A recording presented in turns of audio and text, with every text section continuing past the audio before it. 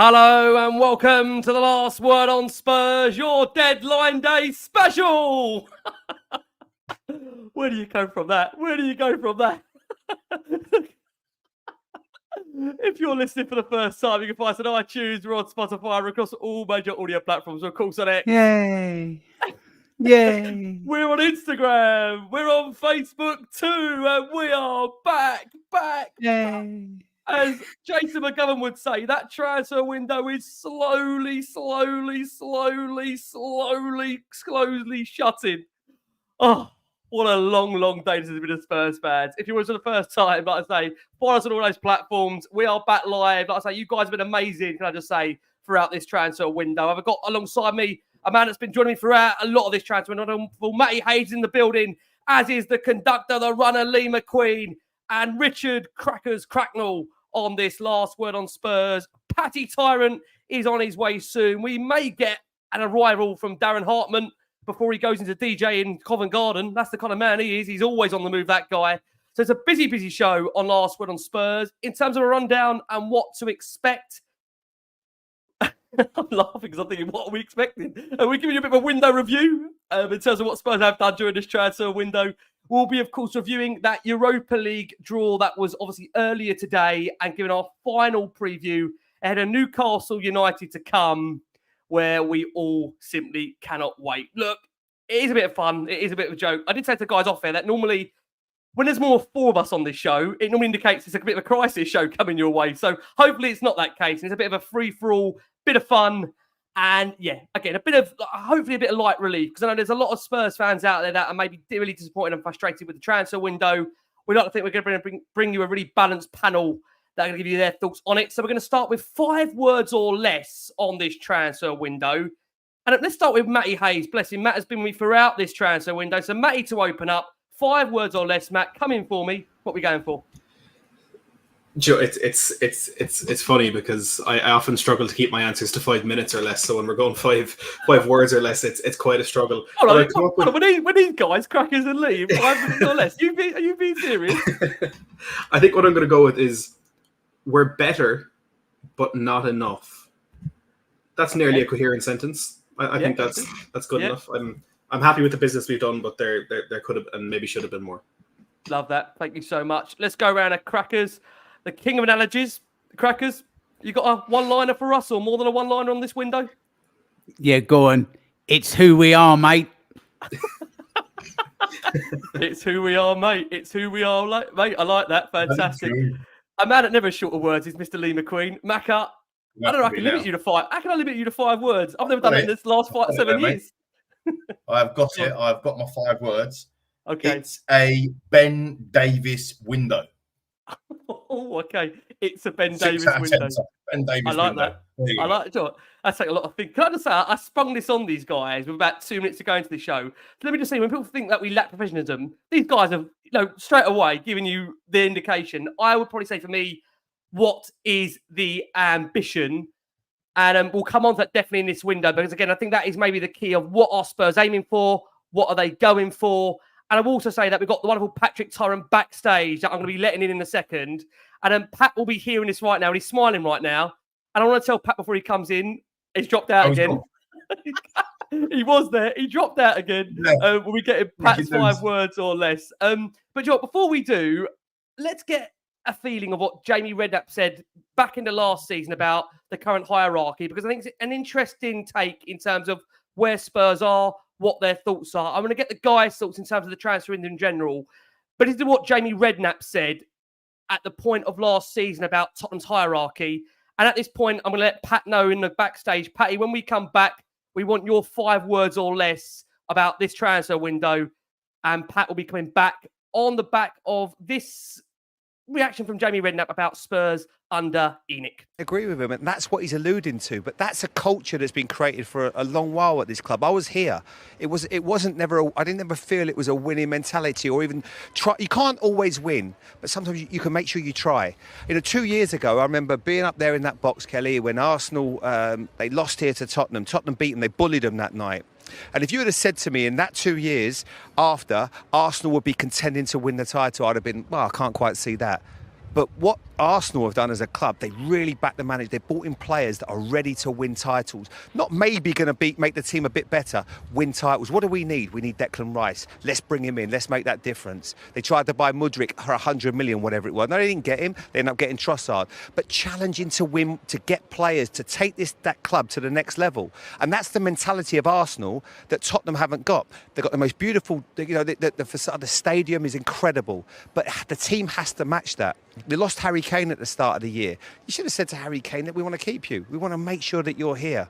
Instead of maybe letting him go, or make sure you bring someone in that is the ready-made replacement. I've always felt it. It's just not quite that, and it comes from the top here. And I have to be careful because I've often said about Manchester United, and when people talk about the Glazers and the difference, and it comes from them. But they've always backed the team with the players. They've always, whatever happens, whether they've got it right or wrong, they've spent hundreds and hundreds of millions, billions of pounds on the players.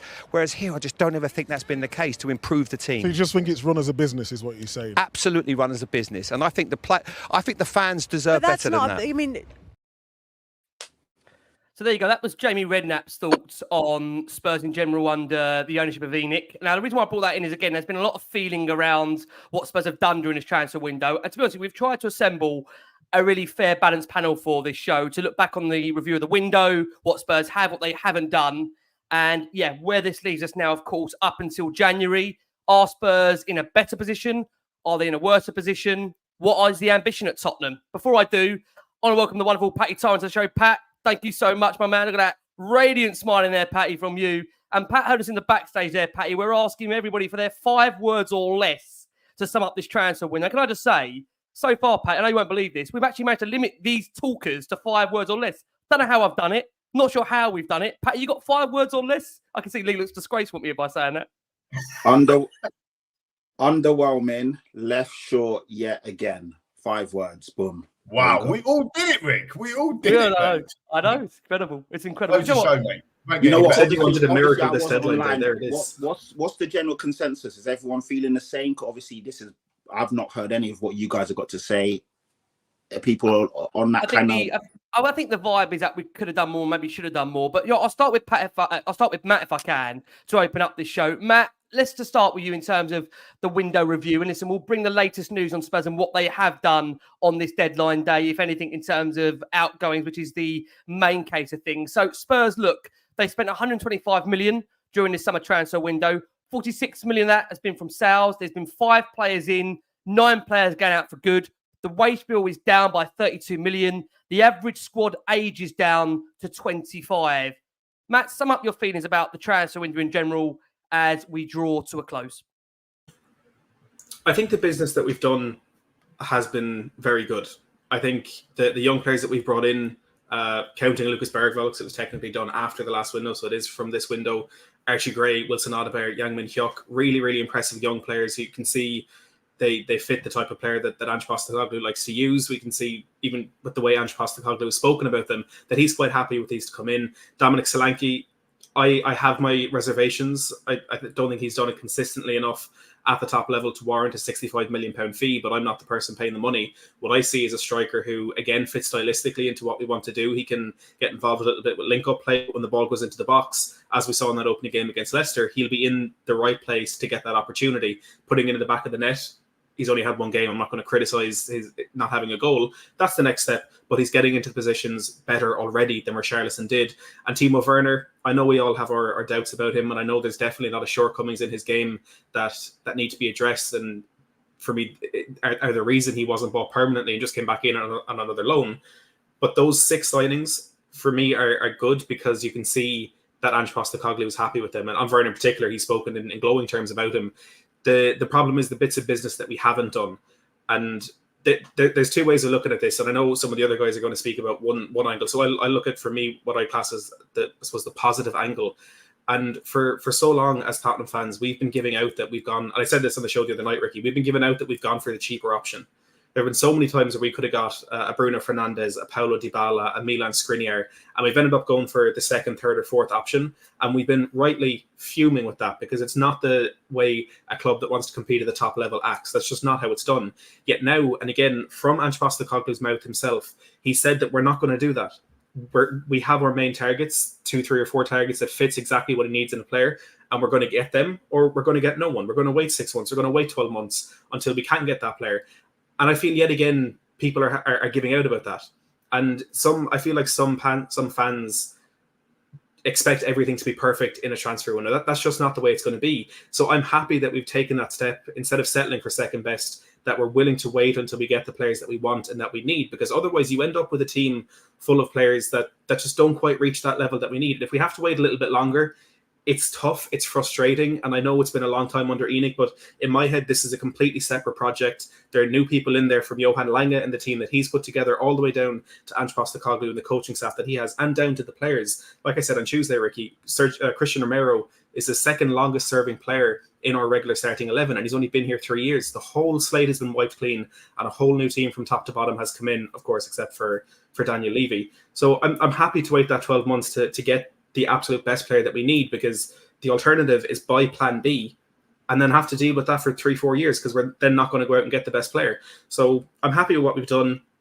Wish we'd done more, but I'm fully aware of the reasons why we didn't, and I back them. Matt, thank you so much. Cracks, I'll come to you. You don't want to mince your words. I know you've been, again, as you always are, on X, giving your feelings out on there. Give us your feelings on here, Cracks, for you, and what you've made of this summer transfer window. Well, it's a jam tomorrow, another project. Here we go again. Be patient, everybody. Window, isn't it? I mean, 24 odd years now, isn't it? They've been there, and it's always just that too short all the time. Here comes some youngsters. Let's get one thing straight. If you're not happy with the window, that doesn't mean you're also not happy with these young signings. These things are not mutually exclusive. You can be critical of the window and fully supportive of the team and the club, and still back the team. I just don't get this. The moment you sort of raise your head above the parapet and have something to say or be critical, oh, some fan you are. Well, yeah, because I'm coming into like my 50th year of supporting this club now. That's looming. So can't be Crackers, no way. I'm telling you, yeah, the teeth and hair belie that. It's and that's the only things that does. Let's look. I think we need to look at what they've done with the outgoings. I think this has been a window of dressing everything up in either a readiness to try and go and get some further investment, or even, dare I say it, a club sale. The wage bill has been reduced significantly. Anybody selling a business will try and make those last couple of years' books look absolutely outstanding. So we've gone down with our wage bill percentage of what's coming in with this window. Yet again, it's been stripped down, pared down, and it just looks like it's plumping the cushions up and tidying up the front room, trying to make it look a decent investment option. So if that money comes in, will that go into the first team? Who knows? I mean, that's all for the future.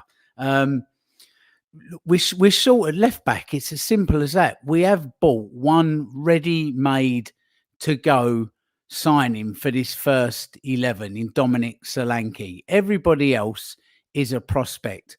Now, I hope and pray that they do come good, and that the powers that be and the data analysts and everybody, when with Gray and Bergvall and Odebear, are right, that they are ready to go. But they're youngsters. They are youngsters. So if they want that sort of a project of bringing in youngsters, letting them come in and make their mistakes, that's fine. I've personally got no problem with that. Others may well have. I'm prepared to sort of see that through and let them cut their teeth and let them come through into the first team, because they will make mistakes at that age. But the problem you've got with that, Rick, is it's just the damn prices that this club charges for you to go and watch. They charge you the biggest money in the country to follow the club, but yet only provide you with youngsters in the first team. The money they're charging, it's not unreasonable for fans, if you're of that mind, to say, well, I want more than just one player that comes straight into that first 11. There should be 2 or 3 coming into that first 11 at that price, the prices at that, and the money that the club generates. And then alongside that, you bring in these youngsters for some of the cup games, for the last half hour of a game where you're not under the cosh too much, and start blooding them. That's the way it should work. So for me, it has been underwhelming. I can't say anything else. I know other people have other opinions of that, but that's my opinion on it. But a lot of this window has been, it seems to be dressing the books up to try and attract some sort of investment, or even going for a sale. So that's where I am with it, Rick. Crackers, thank you so much. Mac, I want to come around to you. Look, again, lots of interesting points. And what the great thing about this show is that many have listened in the first 15, 20 minutes of it, is that there's a varied amount of opinions. There's some that feel like we're building for the future. There's some that feel we're building for the now. Where are you, Mac, on this? You described it as 6 out of 10 window. Put that and expand on that in a bit more detail for us. Yeah, I mean, underwhelming for signings coming in. I agree with Matty and with Crackers, to be fair. I mean, nothing. I'm coining your phrase here, Crackers, by the way, but nothing changes until it changes. When Big Ange Postecoglou came into the football club, he said there's no point beating around the bush. We need to make some proper change, not just a little bit of change and not much. And I think that's one of the reasons why he was so stubborn, for want of a better expression, last season, with not changing the style and not changing that play, because he wanted to embed that change in. And actually, if you think about this time last year, when we had, I think, 7 signings in, or maybe 6 signings, I might be mistaken. Lots of people were shouting about Vicario being the cheap option, and he was excellent. Lots of people were saying, well, Doggy's too young. He hasn't done anything really yet. He's a prospect, but he was absolutely brilliant. Most people on social media, it has to be said, but most people wanted Tapsoba, 70 million, and we got VDV, and I don't think anyone on the planet would swap VDV for anyone. So I suppose what I'm trying to paint the picture in is that we were in a bit of an unknown scenario last season as well with the players we got. And we got Maddison, fair play, that's 40 million. And we all know what Maddison was like, and we got him in early. And he was, I suppose, for some people, certainly for me anyway, he was a kind of a bit of a statement signing. And we've done some good bits. We knew that we were short last season, but let's be fair, and I want to make sure that it's clear for those people who start listening to what I'm saying later on in the show and they don't hear this bit. You can click this if you want. We're always short. We are always short. We are always, as Anthony Costa always eloquently puts it, we are too short FC, right? That is always the way. And we've always been short, right? And that's the freaking problem. So that's why I totally agree with Crackers in that way. So when I talk about underwhelming in terms of players coming in, it's not the players that I have to say we, Rick, because I'm talking about the collective, but it's not the players I wanted in, and it's not the players we wanted in. But if you look at the positions, and this is where I have a bit of a balance, right? If you look at positions, most people would agree that we needed and wanted a striker, a winger, a number 6, a midfielder, for want of a better expression, or a left back, left centre back cover. Yeah, most of us would probably say, I think if you run it back and say, what do we need in the window before it's coming away? That's what we would have said. Now, what we got is we got Dominic Solanke, who broke our transfer record as the striker. Yeah. Now, I'm going to take that to an issue with that anyway, because we had the best striker in the world. And we let him go. And then we've replaced him with a guy that's not as good as him. But in the Ange Postecoglou system, maybe he is, and that's the debate. So I am happy with Dominic Solanke. I think he's got a big ceiling. I think he's going to do well. So we've got our striker, and he broke our transfer record. We've got our winger, Odebear. Now, I won't mince my words on it either. You know what my reaction was when we got Odebear in the group, Rick. I was absolutely appalled. I went mental. And I normally keep my cool. But I was like, what the hell? Who is this guy? What are we doing signing this bloke? Absolutely, it's a joke. Because I knew as soon as we spent, it's not as if we spent 8 million on the bloke. We spent 30 million on him. So I knew as soon as that transfer landed, we ain't getting Eze. Like I knew it in my head. Right? I knew that weren't coming. So I was livid. But we needed a winger and we got a winger. And to be fair to the lad, people say, no, he's not really a starter. Well, he started against Everton, right, for one. And secondly, he done really well against Everton, right? Regardless of the opposition, you can only play what's in front of you. He did well. So hopefully I'm eating my words on Odebear and hopefully he comes well. We also spent 40 million on Archie Gray. Now, some will argue that he's not a number 6. Some will argue that he's a right-back cover, whatever it might be. But if he's a right-back cover, we just spent 40 million on a right-back cover. So when do we ever do that? Yeah, so that's the first thing. The second thing is if he's a midfielder, if he's number 6, then we've got our number 6. Now, it might not be what we wanted. And again, just to be clear, I didn't want Archie Gray as our number 6. I didn't even know Archie Gray was in the mix. I just thought he was an up-and-coming. But we paid 40 million for him. When do Spurs ever do that? And then we needed an all-out, all-busting, skillful midfield player. We got that in Bergvall. And whether or not we like it or not, whether or not that's the statement signings or not, we basically got that. Where we're short is left-back stroke left centre-back for sure in my mind. Now, just again, to clarify that, Rick, for balance, I'm not saying I'm happy with that window because I'm underwhelmed and I wanted the likes of Eze to come in. I wanted a Paulinho. Christ, I wanted a Kante to come back to the Premier League and rock it up because he's 2 players worth. Somebody's been there, done it, got experience as a number 6, but we didn't go for them. Now, is that the club? Is that the Too Short FC? Is that Ange Postecoglou? The fact of the matter is, team, we'll never know. We will never really know until Ange gets sacked in November, as you're predicting, Rick, or whatever, and then he comes out and says, well, I didn't get the players I wanted. But Button's gone over me. He killed you. Yeah, he killed you with that one. I went over again on the way back. No.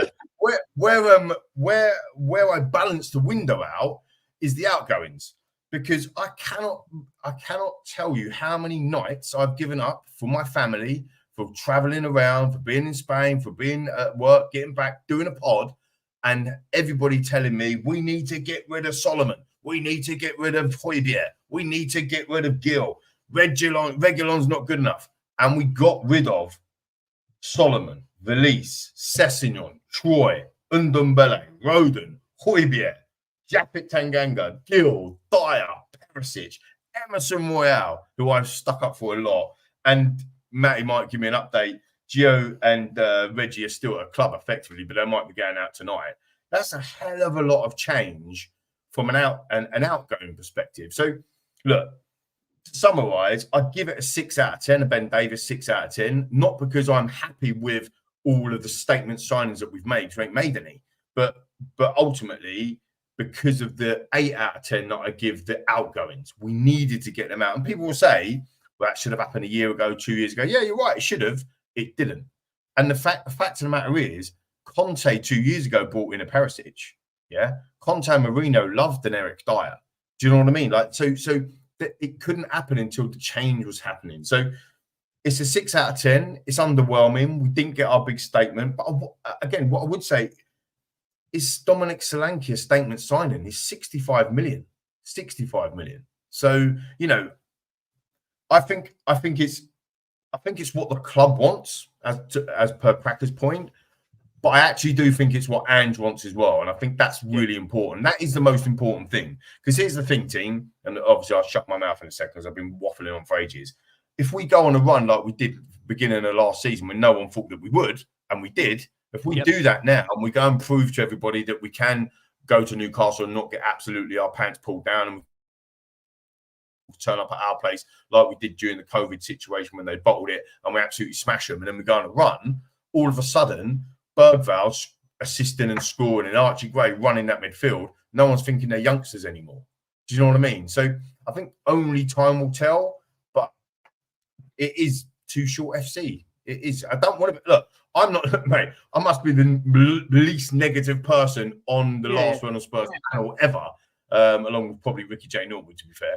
But I just it is underwhelming in that sense. And I talk about Spence. Spence has had a revitalisation. Maybe he covers left back. Is Spence covering left back a better option than Emerson Royale covering left back?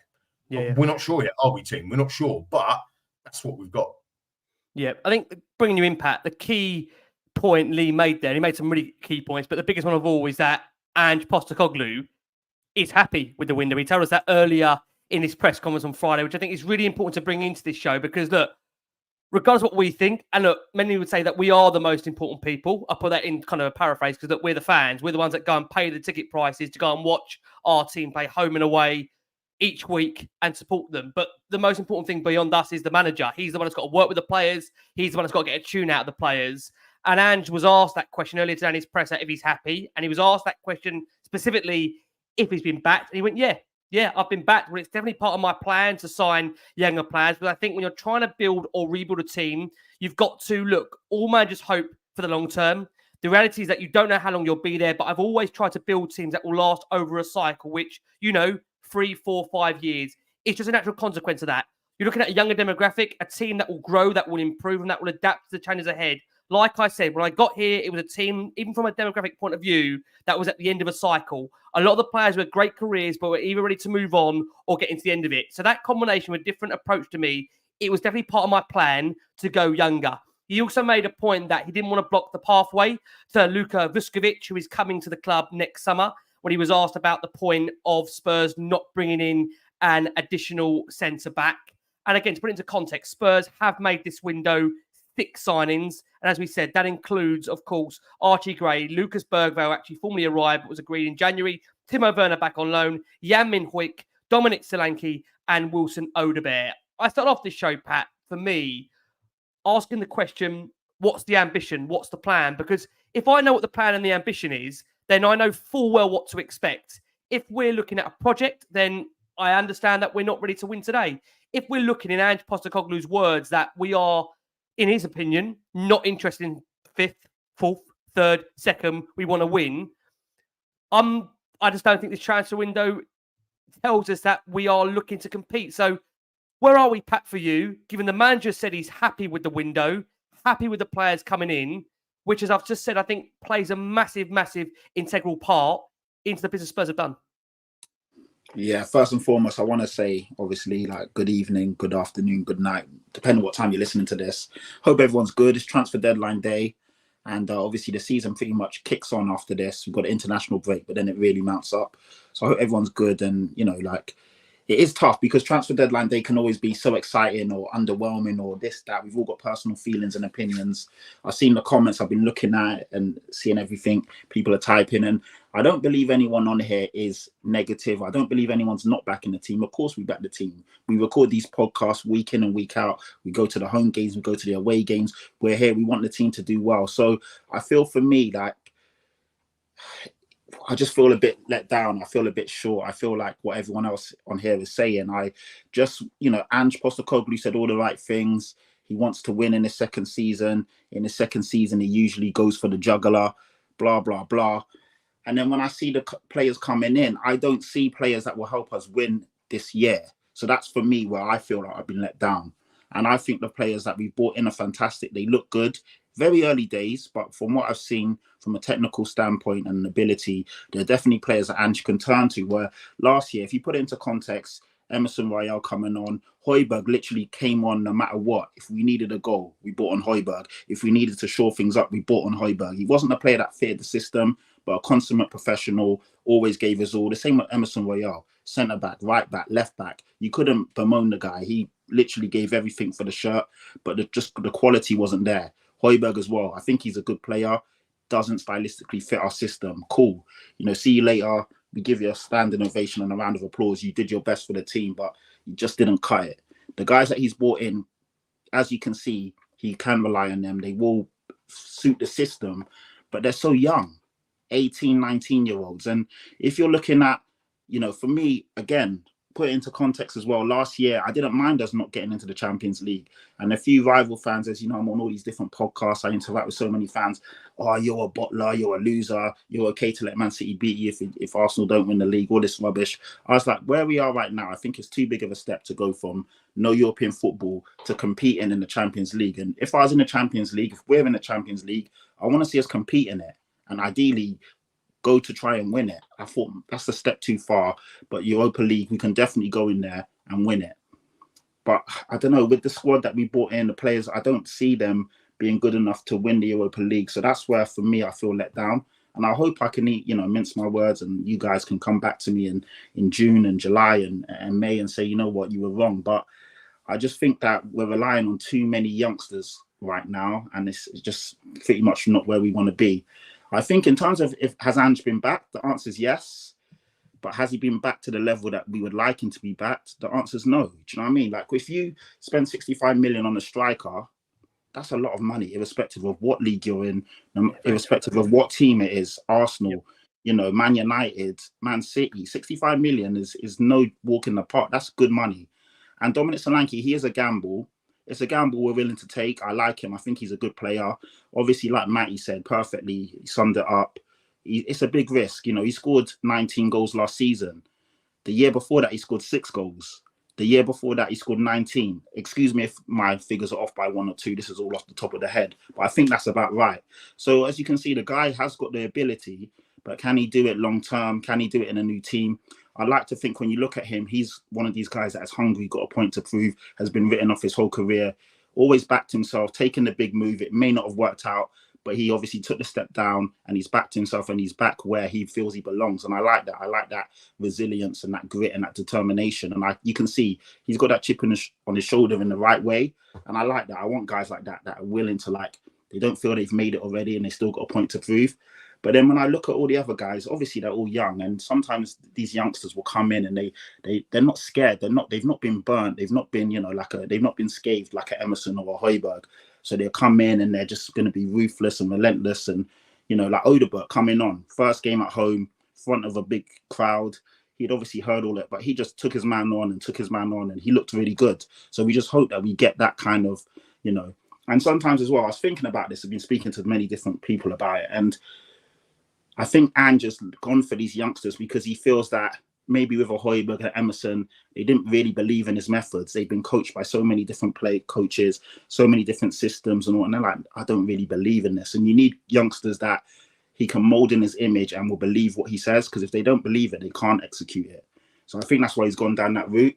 And only time will tell. None of us know, But I just feel because I made a list of all the different youngsters we brought in, 22, 23 years old and under, over the last 5 or 6 years. And the list is staggering in terms of the guys that never reached their potential. And I just hope that we don't go down that road again. And obviously I can read it out at a later date. I don't want to go on for too long, but fuck me, it's crazy the amount of youngsters we brought in. It's a manual. It's honestly, it's crazy. When I started, I was like, oh my God, him. And I'm just like, yeah, that's half of Macca's blue book on that page. So I just hope and pray, honestly, I pray to all the football gods out there that these youngsters coming in this time around actually hit their potential, because, I can read off the names. Vincent Janssen was 22 when he came in. Nkudu was 21 when he came in. Bergwijn was 22. Sessegnon, 19. The Celso, I think 23, so about 23.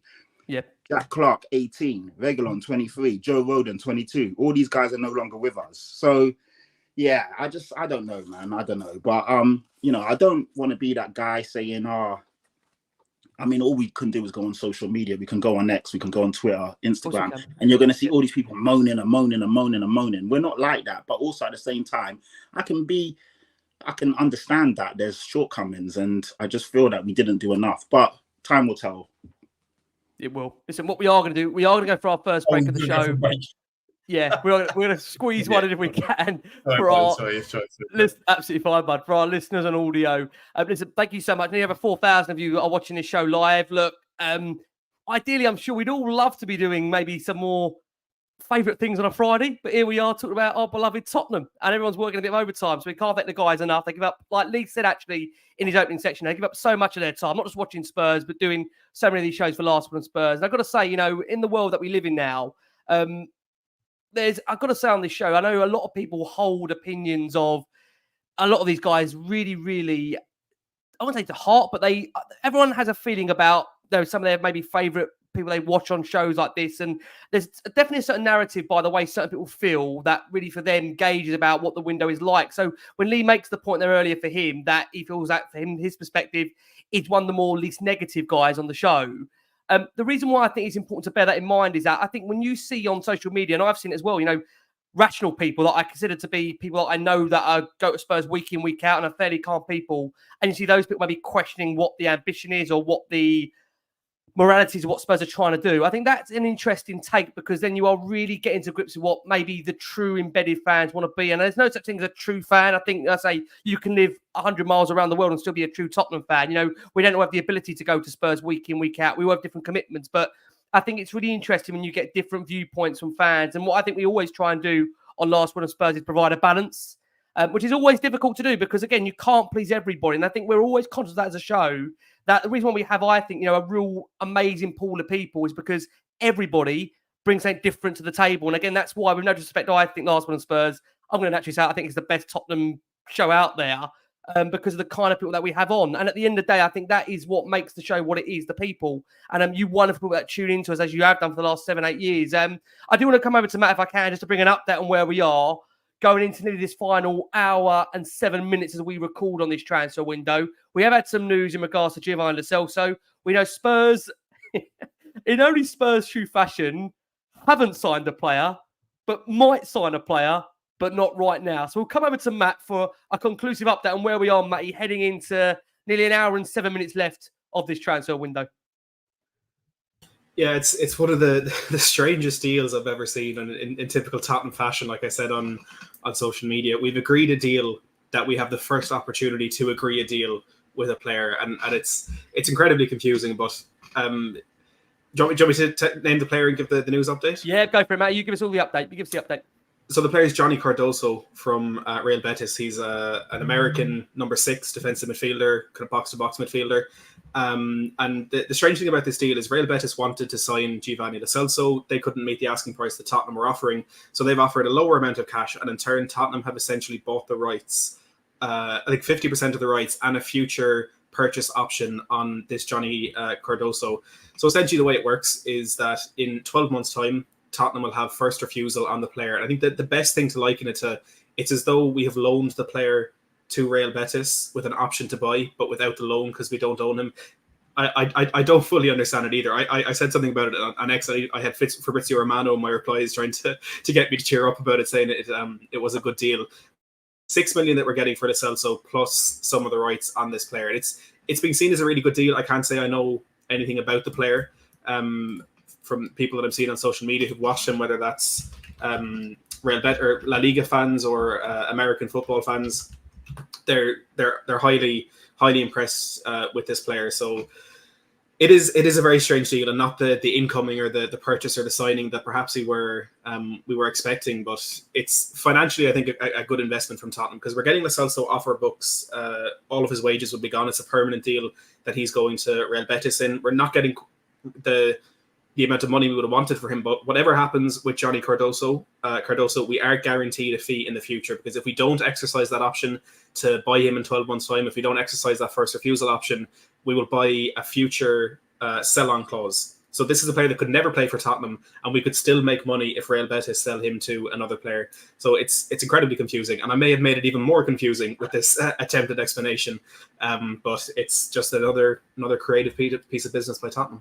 I had to say, Matt, I don't think you have. I think you've given us so eloquently there what Spurs have done. And as you were saying that, Crackers is just looking at absolute bewilderment as to what Spurs have attempted to do in these final 24 hours of the window. But what part of Johnny Cardoso have we actually bought then? Because knowing Daniel Levy, what he'll do is we'll get him in and he'll score a left-footed goal. And Betis will go, oh, okay, so he scored a goal, so he's activated this €5 million clause. No.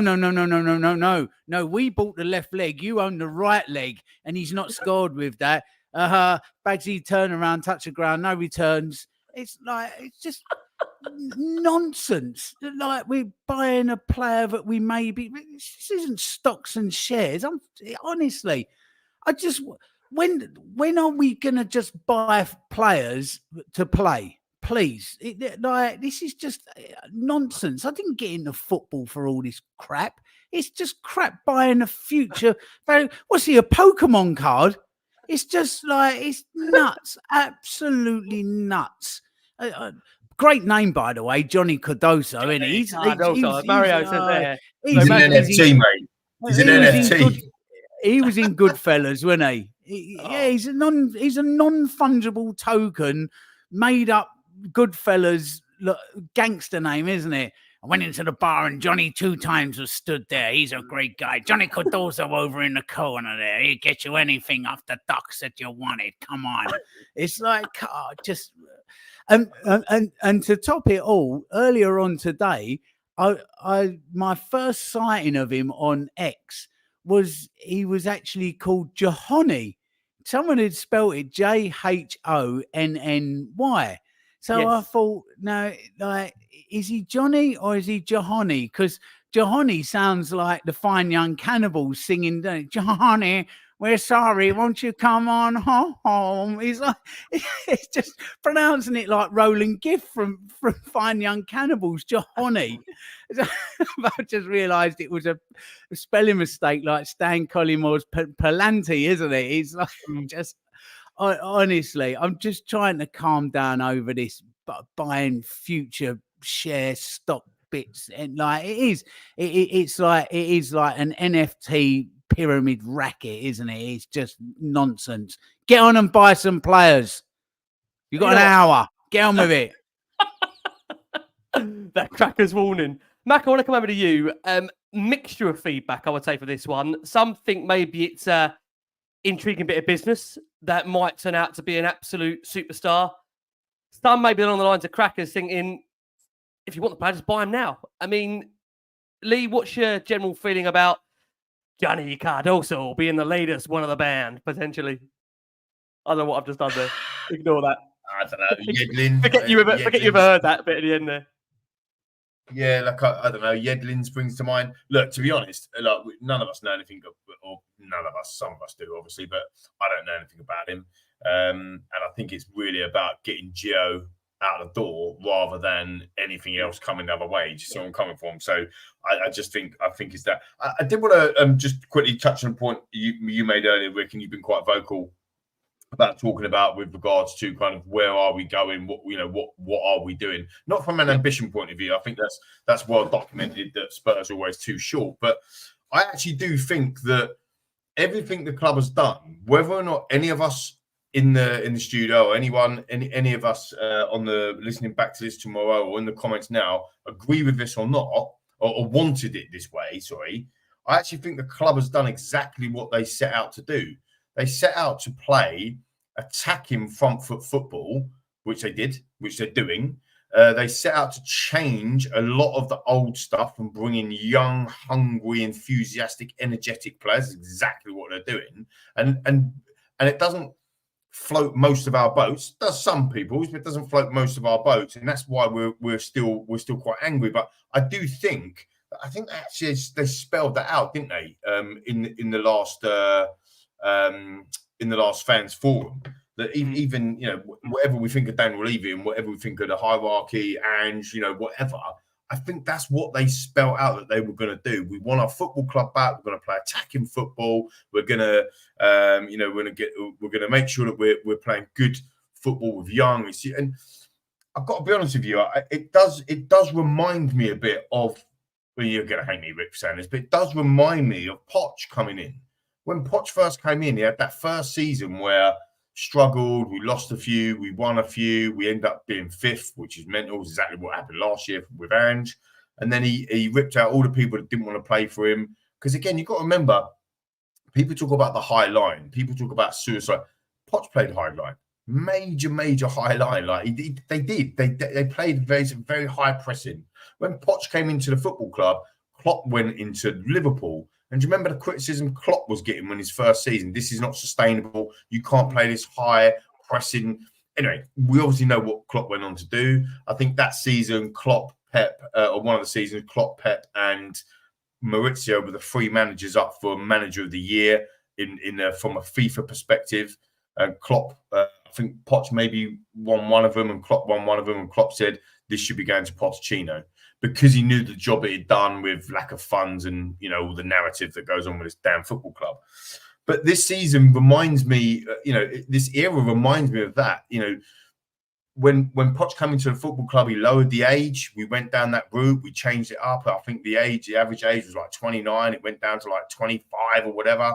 Matt was talking earlier, absolutely bang on the money. Like, the average age has gone down again, hasn't it? So, and I suppose the point I'm making is that when Poch came into the to the football club, yes, it was a project, and we know it ended up being a 5-year thing, 5.5-year thing. We know how it ended up. But at this point in time, in Poch's second season, none of us believed at the beginning of that season that we was going to do a title challenge, did we?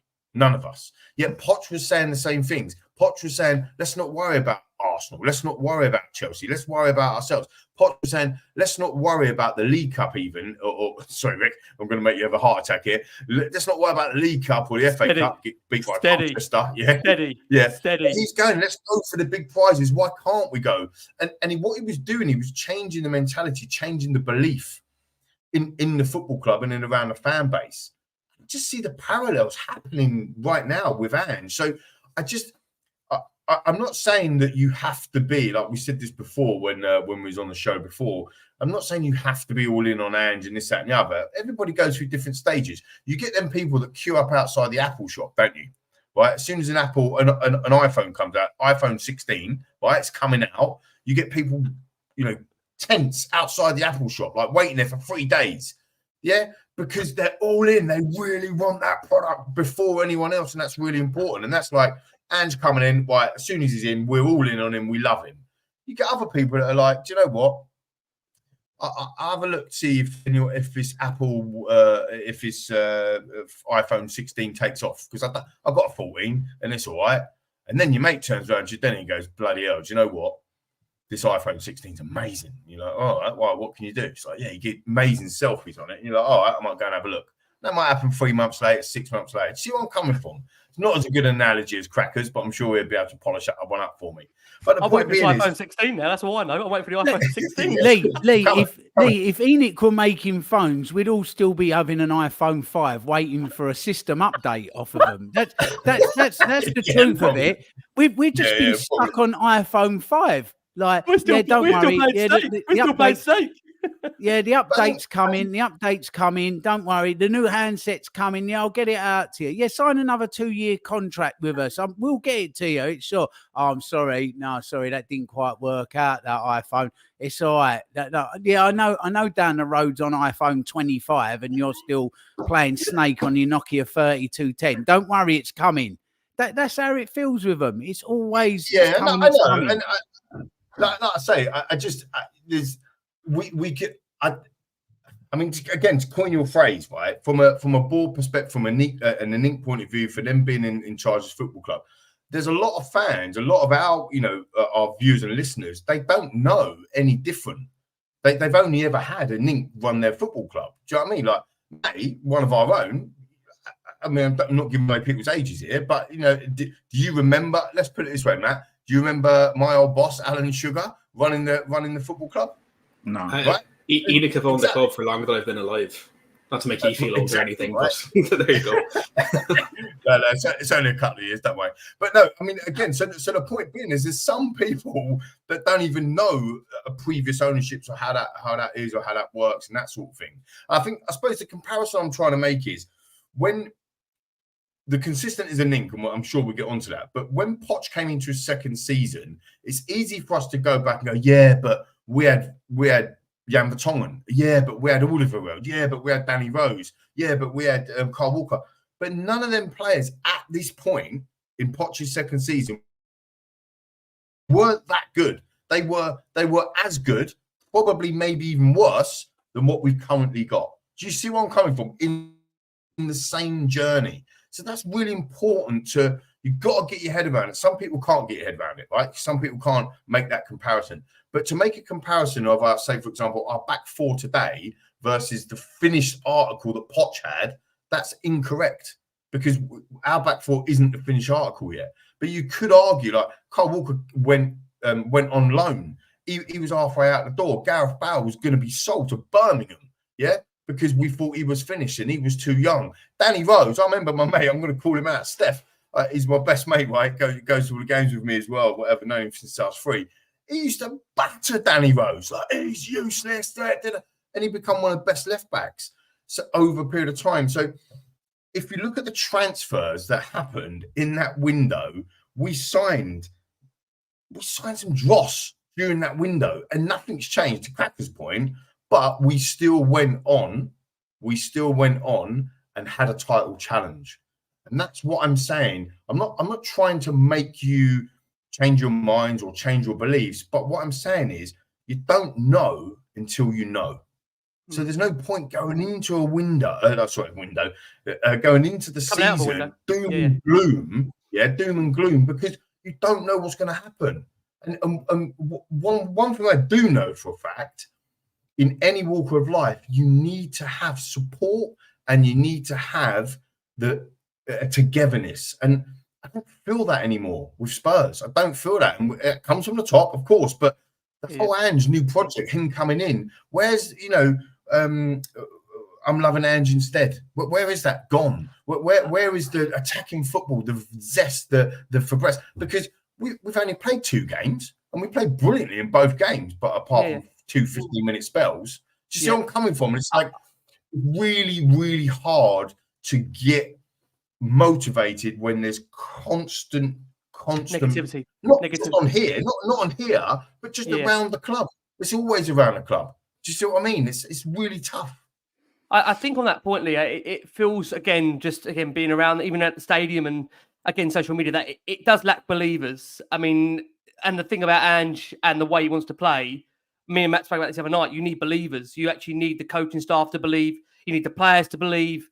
And, on that point, Pat, bringing you in, we mentioned that point, and Matt actually brought it up on the start to his dialogue in the show that we have lowered the age profile now. Actually, the summer signings were 21.8 as an average age, which, Lee refers to it there in terms of going back to Poch, when in that second season, he was trying to bring that rebuild in. And for those, can I just say, before Pat comes in on this point, around the signing of Johnny Cardoso, that are wondering why have Spurs made that signing and the link to that signing. I think it's important to bring an update from friend of the show, Paul O'Keefe, into this one, that Paul says that deals like the Geo one show you that the majority of clubs in Europe outside the Premier League are so screwed financially that they're including part or full ownership of players that may or may not be able to sell in the future. Forget it, Spurs. That's a mess. Imagine the example. Spurs want X player. They say to Real Madrid, you can buy Romero next summer for 80 million. And if you don't give us X, then we'll get a percentage of the fee and we go elsewhere. It can blow your mind. And as a fan, I think we all think this is an absolute nonsense. But I think the case that Paul's making here, that eventually football is going to eat itself. And I think, again, when you look at the transfer window in general, you're seeing that now with some of the astronomical fees being banded around. And we know, obviously, of course, Saudi money coming in, that the window itself now and football in general takes on it its own dimension. And I think we see it with the transfer window, how it's evolved over the course of the last number of years, that, it's got its own mindset. It's got its own place where it goes. Just on the points Lee's making there, Pat, bringing you in, as we've discussed in this show, in this opening nearly hour, we've all made the point here. Ange Postecoglou feels backed. He appears to be happy. As fans, we maybe have not got the players that we want. The key thing and the fundamental is, Pat, is that do you know as a fan, do you feel as a fan that you know where Tottenham are going? Do you know what Tottenham want to be? Has that been conveyed to you, Pat? Do you feel you understand that in your mind? You know what? It's such a great question, and it's a hard question to answer because even after I said what I said, lots of people agreed in the comments, but others have said, oh, you're moaning, you are being what you said you don't want to be, and you're unrealistic. So it's so tough because am I unrealistic or do I want the club to push on? Am I fed up of always being the nearly man, always being 1 or 2 players short? Every window I can see it, we can see it, we know that we're this, we're that, and we don't really push the boat out. What are the excuses for not really going out and getting another marquee or another starter that steps straight into that starting 11? We have the financial capability, we have the clout, we have the pool. If we really wanted to do it, we could do it. If they're saying that the player's not available, fair play, but there's a lot of players that we know are available and we didn't really go and push for them. Is it unrealistic to want more? Is it unrealistic to actually want the club to win things? Is it unrealistic to actually see us want a challenge in Ange's second season? It's a manager we signed on a long-term deal. It's a manager that says he wants to win things. He wants to be here for the long haul. You've obviously gutted the squad. You've got rid of players. And I still feel we're short. We've let so many players go, but the actual players we brought in, it doesn't tally up, in my opinion. So I don't think it's unrealistic. I just think it's us wanting, if we go through, you're never going to have a season where it's rosy, no one gets injured. There's no, something can happen. Like, for example, Basuma doing what he did, really stupid. I don't really want to digress down that road, but things happen in a season. And if one or two things happen, players get injured again, and we have what we happened last year, we're short yet again. I was hoping that we would learn from last year's crazy, whatever happened, and essentially secure that and just secure ourselves that we didn't go down that again. But if one or two players, already this season, Dominic Solanke's out. Bentancur got concussed. Thankfully, he's back.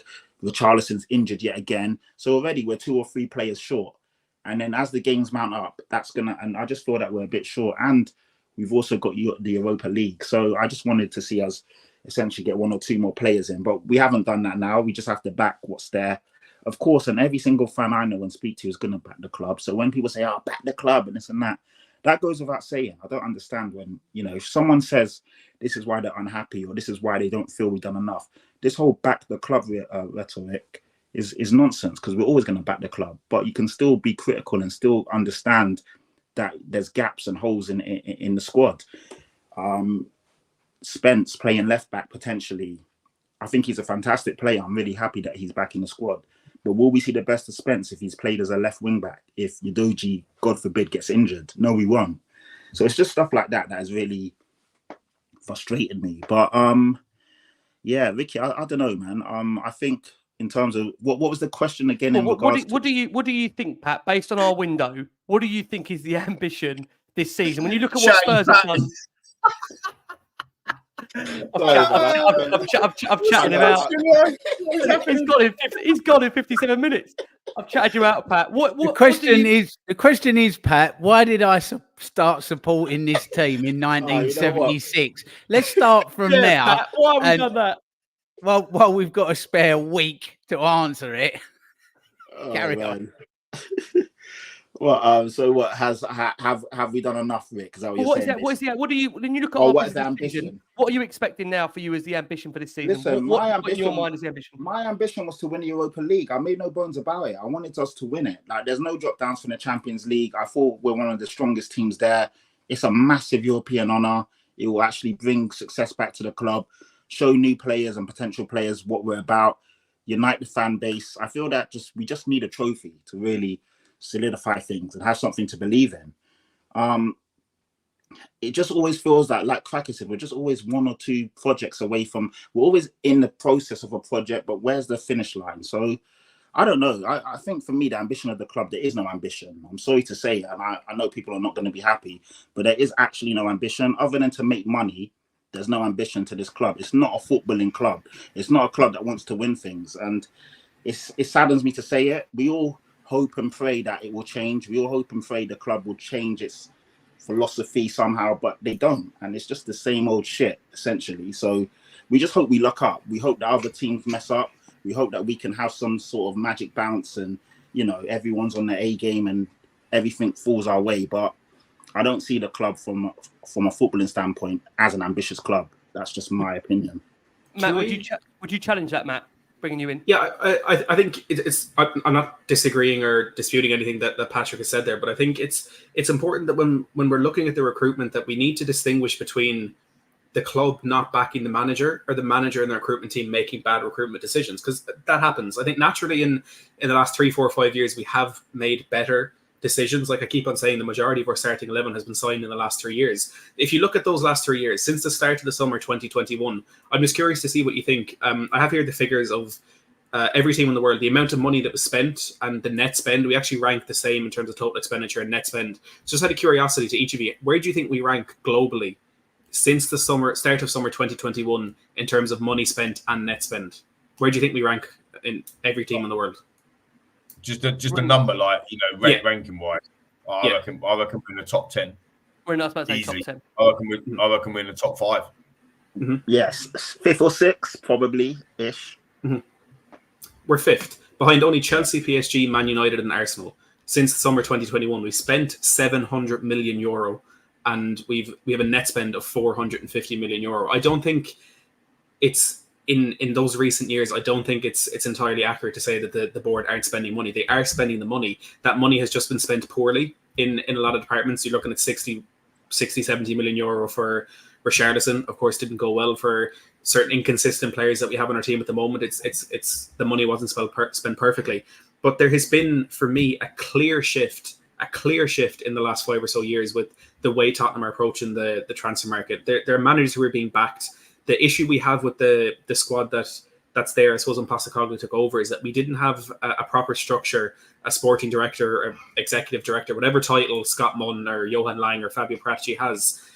We didn't have that structure for that continuity in the recruitment. So we had players that Poch wanted, players that Jose wanted, players that Conte wanted, players that Nuno wanted, all mished and mashed into a myriad of absolute atrocious football. But now that we have that continuity, if Postecoglou goes tomorrow, I truly believe the next manager will be able to work with the squad that Postecoglou's left behind, and the same in 12 months' time, and the same again. So Iriola, isn't it, Rick? Don't get me started. Jesus Christ. He's finishing me up on his show, isn't he? It's going to get you cancelled. I know. Literally. He'll be taking it over next. You're making a brilliant point, mate. Please carry on, mate. Yeah, I do think that there's still fundamental issues that are there. Still absolutely fundamental issues that are there.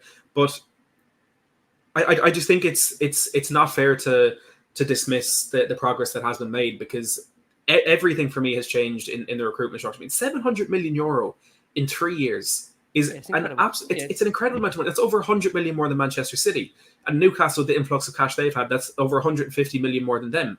I just think and Ricky, I've said this all week on the show. It's important to notice the progress. It's important to notice that we can say one thing that I've got a lot on social media this month, which grinds my gears more than anything, is when people say, "Oh, but we always sell our best players," and then they give me the examples of Gareth Bale, of Luka Modric, of the guy who we're not going to name who went down to the Emirates.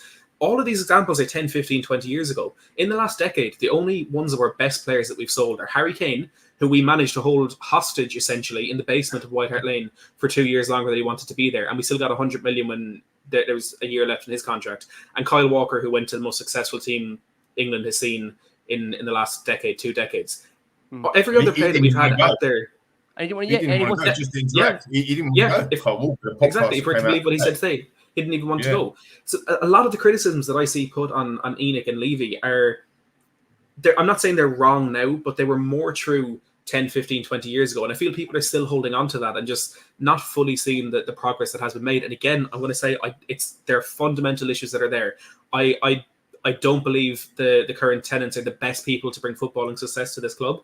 But I just think we really need to look at that progress and notice that things have shifted in a positive direction. Can I just add on that quickly? Sorry, before you go to another page, quickly, just on that point, you talk about the spend. A guy that I follow, Michael Hamilton, actually on X, he's a good guy. He tweeted earlier, somebody else might have said this, but Tingay and Dembele, 55 million, Ryan Sessegnon, 25 million, and Giovanni Lo Celso, 42 million. They've all now left the club if Giovanni's gets sorted with Real Betis tonight. Tingay and Dembele, 0 money back after 5 years. Ryan Sessegnon, 0 money back after 5 years. And Giovanni Lo Celso, 3.6 million, if you believe the reports.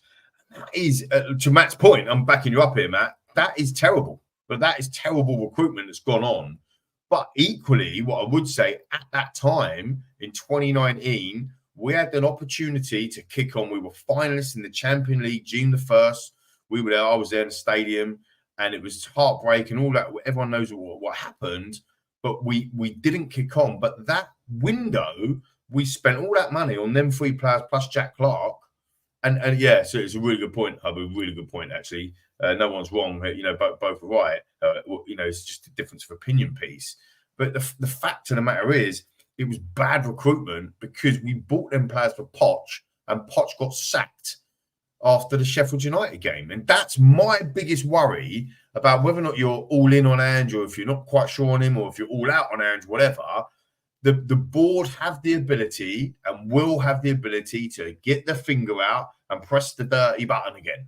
And that's the problem, is that you cannot keep just the revolving door of managers, because, like Matty said, if somebody else does come in, hopefully we get the same stylistic type manager as Ange Postecoglou, and then all this recruitment won't be to waste.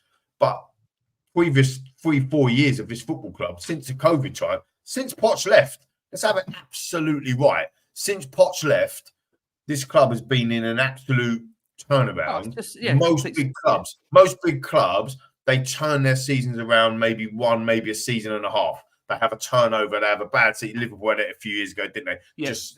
And even they scraped into the Europa League, even in their bad season. But Spurs, and actually I will put on record by saying Arsenal as well, because Arsenal had a long period of time where in their history was terrible. I mean, they haven't won the league for 20 years, to be fair. They haven't won the league for 20 years. When they all promised, the Emirates, this stadium's going to be a game changer, but they ain't won the league since that stadium was built. So they've gone for a period, and actually a little old Tottenham, plucky old Tottenham, finished above them 7 times in the league, 7 times on the trot during that period. And they went through this bad period of shit, we need to change it. Now they've changed. Now they've got a different model. Now we're playing catch up to them again. So, I do think that football isn't linear. Is that the right word? It is very fluid, and things change all the time. And it is very emotional, and that's why we all get emotional about it. But I just think at the end of the day, the parallels between, I know you say, Rick, and a lot of us are always in a project, but the reality is the project hadn't really been rebuilt since Poch done that interview with Gary Lineker and said about the furniture. And that's coming back to Cracker's point is, well, when's it ever going to change? Because it comes from the top. And the culture of this football club is we're okay in and around. That's it. Somebody else said it in the comments. That is the culture of this football club. We're not winners. We're not ruthless. We're not champions. We're okay in and around. And if you go and do some statistics, I know you got your blue book now, Patty. I've got mine as well. If you look at the statistics, where Tottenham should finish in the league, in the Premier League history since 1992, guess where? 5th. Where are Tottenham 4.5? Yeah, 4.5. Yeah. Where are Tottenham spending in the last 4 or 5 years, as Matty just said? Where are we? 5th. Yeah, this is where you have to own who we are. You have to own. You have to understand this is where we are. But we want more, but the board don't. They're okay with it, and that's the problem. That's it. So when people say we're unrealistic, or why are we unrealistic to want more when we know the club is capable of pushing? I think that is the biggest gripe, isn't it? Yeah, that's the gripe. That's my frustration. Like even now, this window, I know we could have done more. We could have got one more player in. We could have, really made a statement to show that we're really ready. And we haven't done it. Well, I say to you, Pat, we've been saying the same thing for, with no disrespect, the last 20, 25 years under this ownership. Before we bring Cracks into this show, we are going to go for our next break, if you don't mind. We've nearly appeared over 4,500 of you watching us live again. Thank you so much for all incredible support for Last Word on Spurs. I've got to say, I think it's worth bringing into context.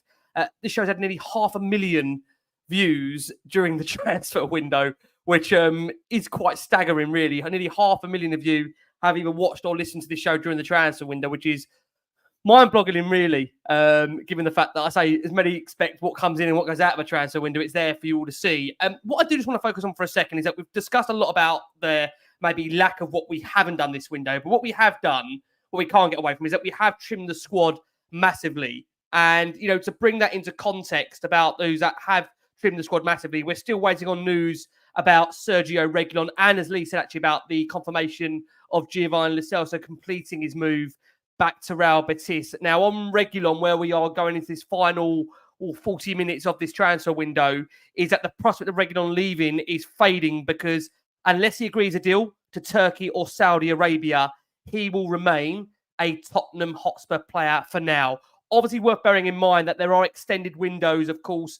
The Saudi window, you've got the Turkish, you've got the Greek windows that are extending beyond the 11 o'clock UK deadline, which does mean Reguilon can still find a home outside of Spurs in these next coming weeks. So worth bearing in mind. But in terms of the UK window, Reguilon is running out of time to secure a move in this period. Also worth bringing to you Alfie Devine.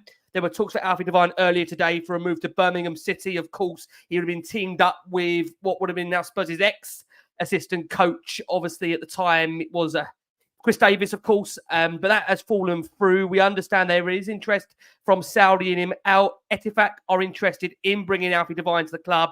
He's also got interest in the player in Germany and among other clubs in Europe. So one to keep an eye on. But the key thing, Cracks, to come over to you is that we have seen on Postecoglou's instructions, as Lee touched upon, a massive overhaul in terms of what Spurs have done over this course of the last 12, 18 months. And if I can just bring, if I can, the names that Spurs have let go during this 18-month period, it's an absolutely huge, huge list of players that Spurs have let go during the transfer window. But they do include, and I'll bring the full extensive list in a moment, but they have let go, as Lee touched upon earlier, Oliver Skipp, Emerson Royale, Joe Rodon, Eric Dyer, Ryan Sessegnon, Tungi Ndombele, Pierre Højbjerg, Ivan Perisic, Japhet Tanganga, Troy Parrott, Brian Hill, Alo Valiz, Ashley Phillips, Dane Scholar, all heading out of the door.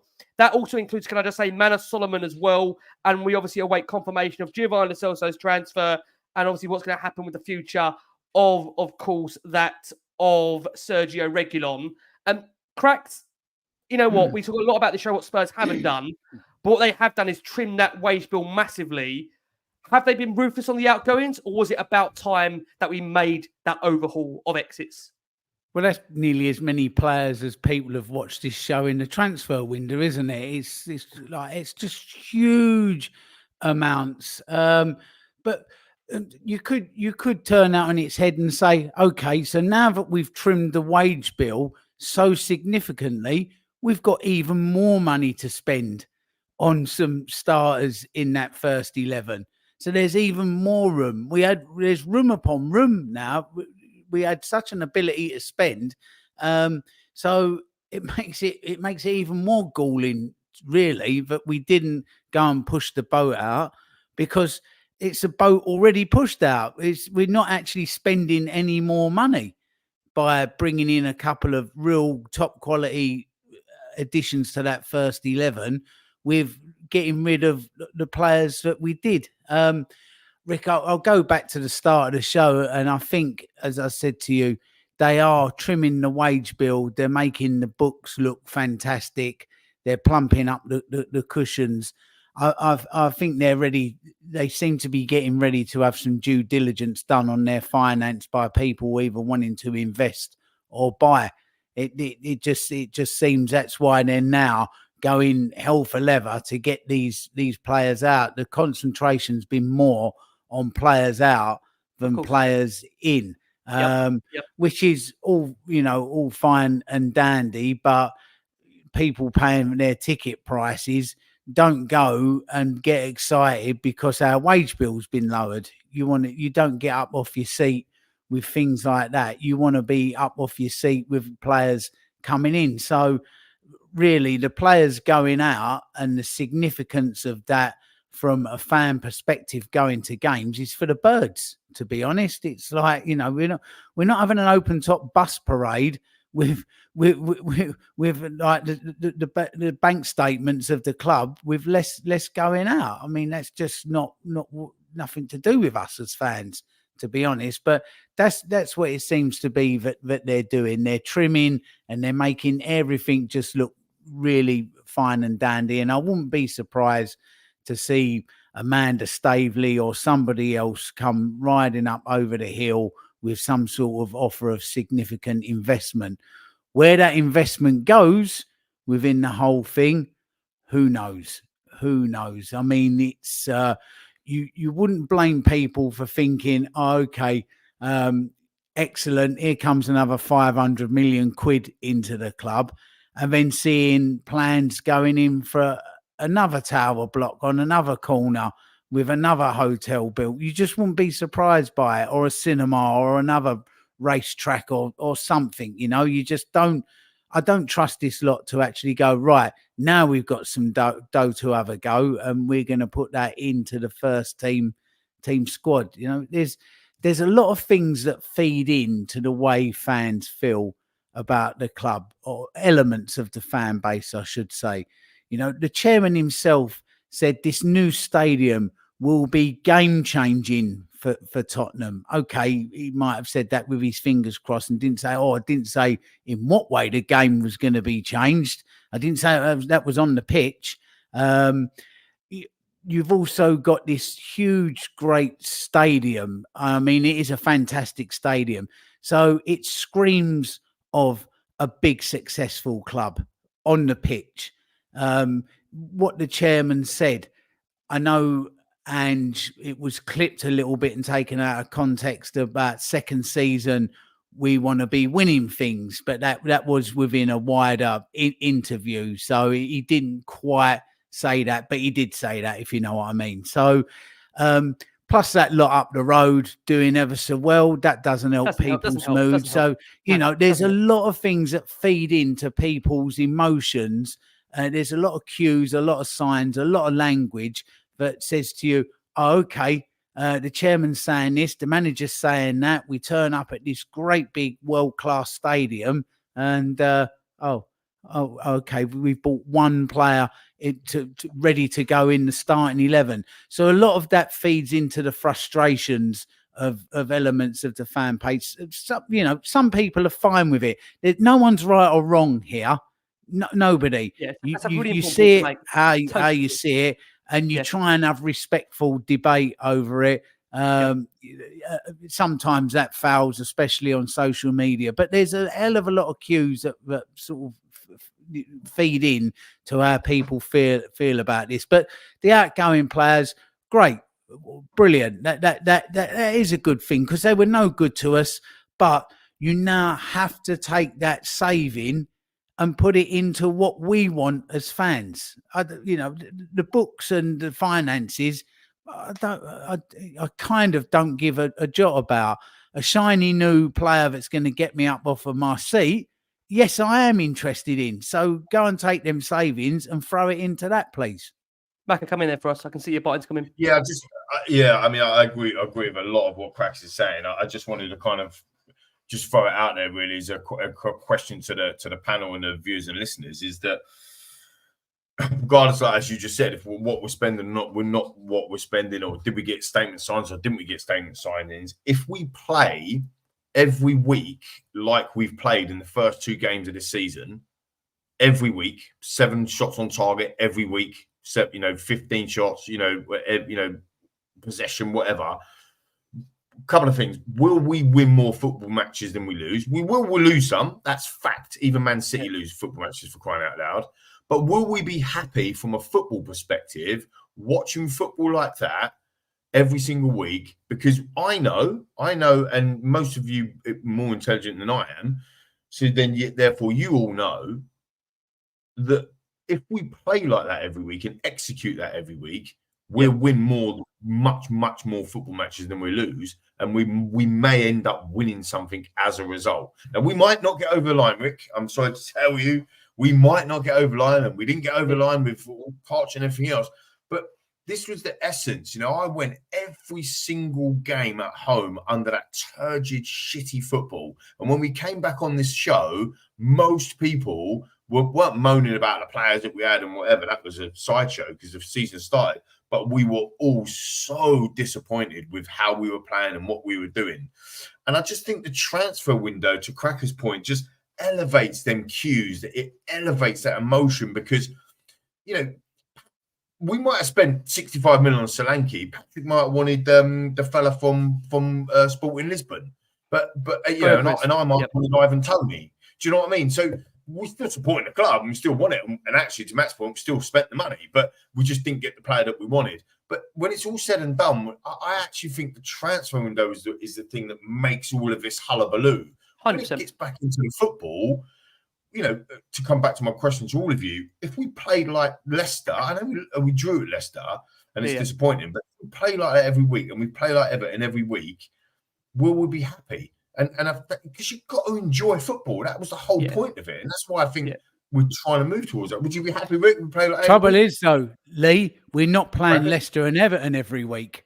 There's the problem. The acid tests are coming. And they start Sunday and the week after. Just answer the question, basically. 70% possession, 7 shots on target. Yeah, if we're having 7 shots on target against the acid test teams or whatever, are we going to be happy? To my point, we're going to lose games. Of course, we're going to lose, but are we going to be happy? Yeah, because there's always something to be unhappy about. team. Yeah. There's always something to be unhappy about if you choose to be unhappy. But Can I there's answer that also question? something to be happy about. You know what I'm saying, Rick? Let me answer that question, Lee, to you. I think for me, the key will be, I want to see Spurs dominate the position. Like you said, they have done that over the course of the last 2 fixtures. But to bring that point, which I think is very, very crucial. And I agree, look, we have dominated the play of the last 2, but the acid test will be these next 2. And I think this will give fans a lot of confidence, Macca, to answer your point here. And you said it earlier, if we can come through Newcastle and Arsenal and show that we have learnt from last season. I'm not saying we can't lose the games. I'm not saying that, that's going to be 2 very, very hard games coming up. We have to be realistic as Spurs fans. We've got no divine right to go into Newcastle United and win there. We've got no divine right to go and beat Arsenal when you look at the quality of their squad. Exactly. But would you be happy if we had 7 shots on target every single match? But if we lost 4-2 to Arsenal, no one's going to be happy. That's a bad example. If we lost 4-2 to Newcastle, but we had 7 shots on target, dominated the ball, dominated the possession, and we were unlucky, but we lost, would you be happy? No one's happy losing, but see where I'm coming from, because it's not an isolated. It's what we were saying earlier about linear. Sorry to interrupt you, but this is what gets my goat. We go off on a tangent. Going, but it's an asset here, but it's. My question is, if we had 7 shots on target every single game, 70% possession every single game, and we dominated, would you be happy? Because that would mean we'd be winning more games than we'd be losing based on your stats. If we're doing that every single week, there's no doubt about it. We're going to be winning more games than we're losing just on those stats alone. Yeah, but the key nature of it is that I think, as again, some fans, I think it's about the learnings from last season, and that is why, again, for many. This is why, and sorry to go back into it, with the next 2 coming up. Many want to see. It's a relevant point. It's just many want to see. Many want to see. Have we learned? Have we learned from defensive or set pieces? Have we learned from adversity? Because I tell you what, in these next 2 games, and sorry to keep saying this, I'm going to bring Pat in now, and we'll go to Matt for a very short break in a second. That many want to see. I believe that we have adjusted, we've adapted, we've learned from last season, because we know in these next 2 games there are going to be periods in these next 2 games. We are going to have to die. We're going to have to really, really, get within ourselves and find a way to push through when the going gets tough. And Mac, this is back to one of your quotes you always say here. When the going gets tough, you can't go hiding. And that's what I want to see in these next 2 games, that they're going to be periods that we're going to be, under the cosh. They are. And it's fact, and it's not being negative. It's true. In these next 2 games, we are not going to have 70% possession. Everyone gets under the cosh. Yeah. So what I want to see is, even Man City, it's just they get through it. You know what I mean? Wolves are under the cosh for 20 minutes. That's what I mean. Under the cosh for 20 minutes behind Wolves, but they didn't concede. And that's the soft underbelly piece that we did with Leicester. But we still played really well. And a great point there. Can I just say? And also, it's not about the next 2. It's about the next 10, the next 15, the next 20, the next 25, the next 30 games. Are we going to find a way? Next one. It's about the next one. But are we going to find a way emotionally? Are we going to find a way emotionally as a team when the going gets tough? That, as Pat touched upon, we can't have players go hiding. We cannot have players go hiding. We need somebody in that midfield to emotionally get hold of this team and be able to come through it when it's going to be tough. And you know what? We'll come to Pat and then we go to Matt for an update on where we are in the window with half hour to go. We need to squeeze in, if we can, the Europa League draw as well. Pat, I made the point earlier. We've had 18 first-team players since Ange arrived last summer leave this football club.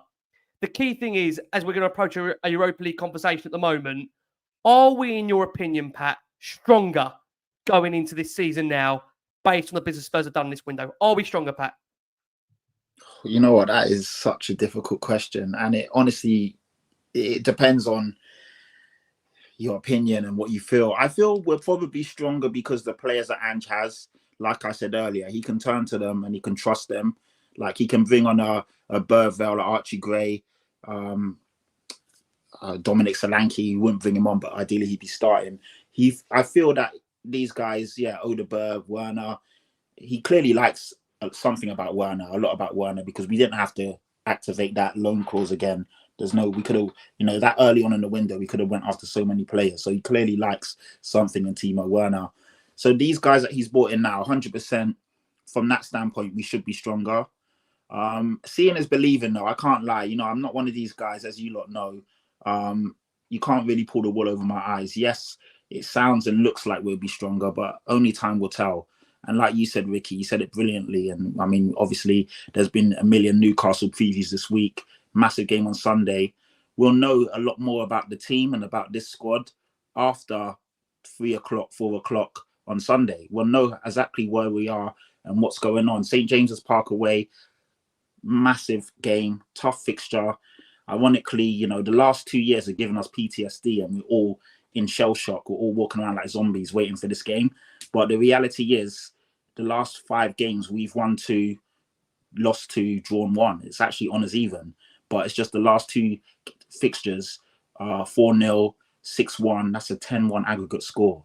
So I just need to see something in that game on Sunday, and then we'll know where we're at and we'll know what this squad's about. And like you said, Ricky, it's going to be backs to the wall in some of these games because these teams are good teams. Newcastle on their day are a fantastic team.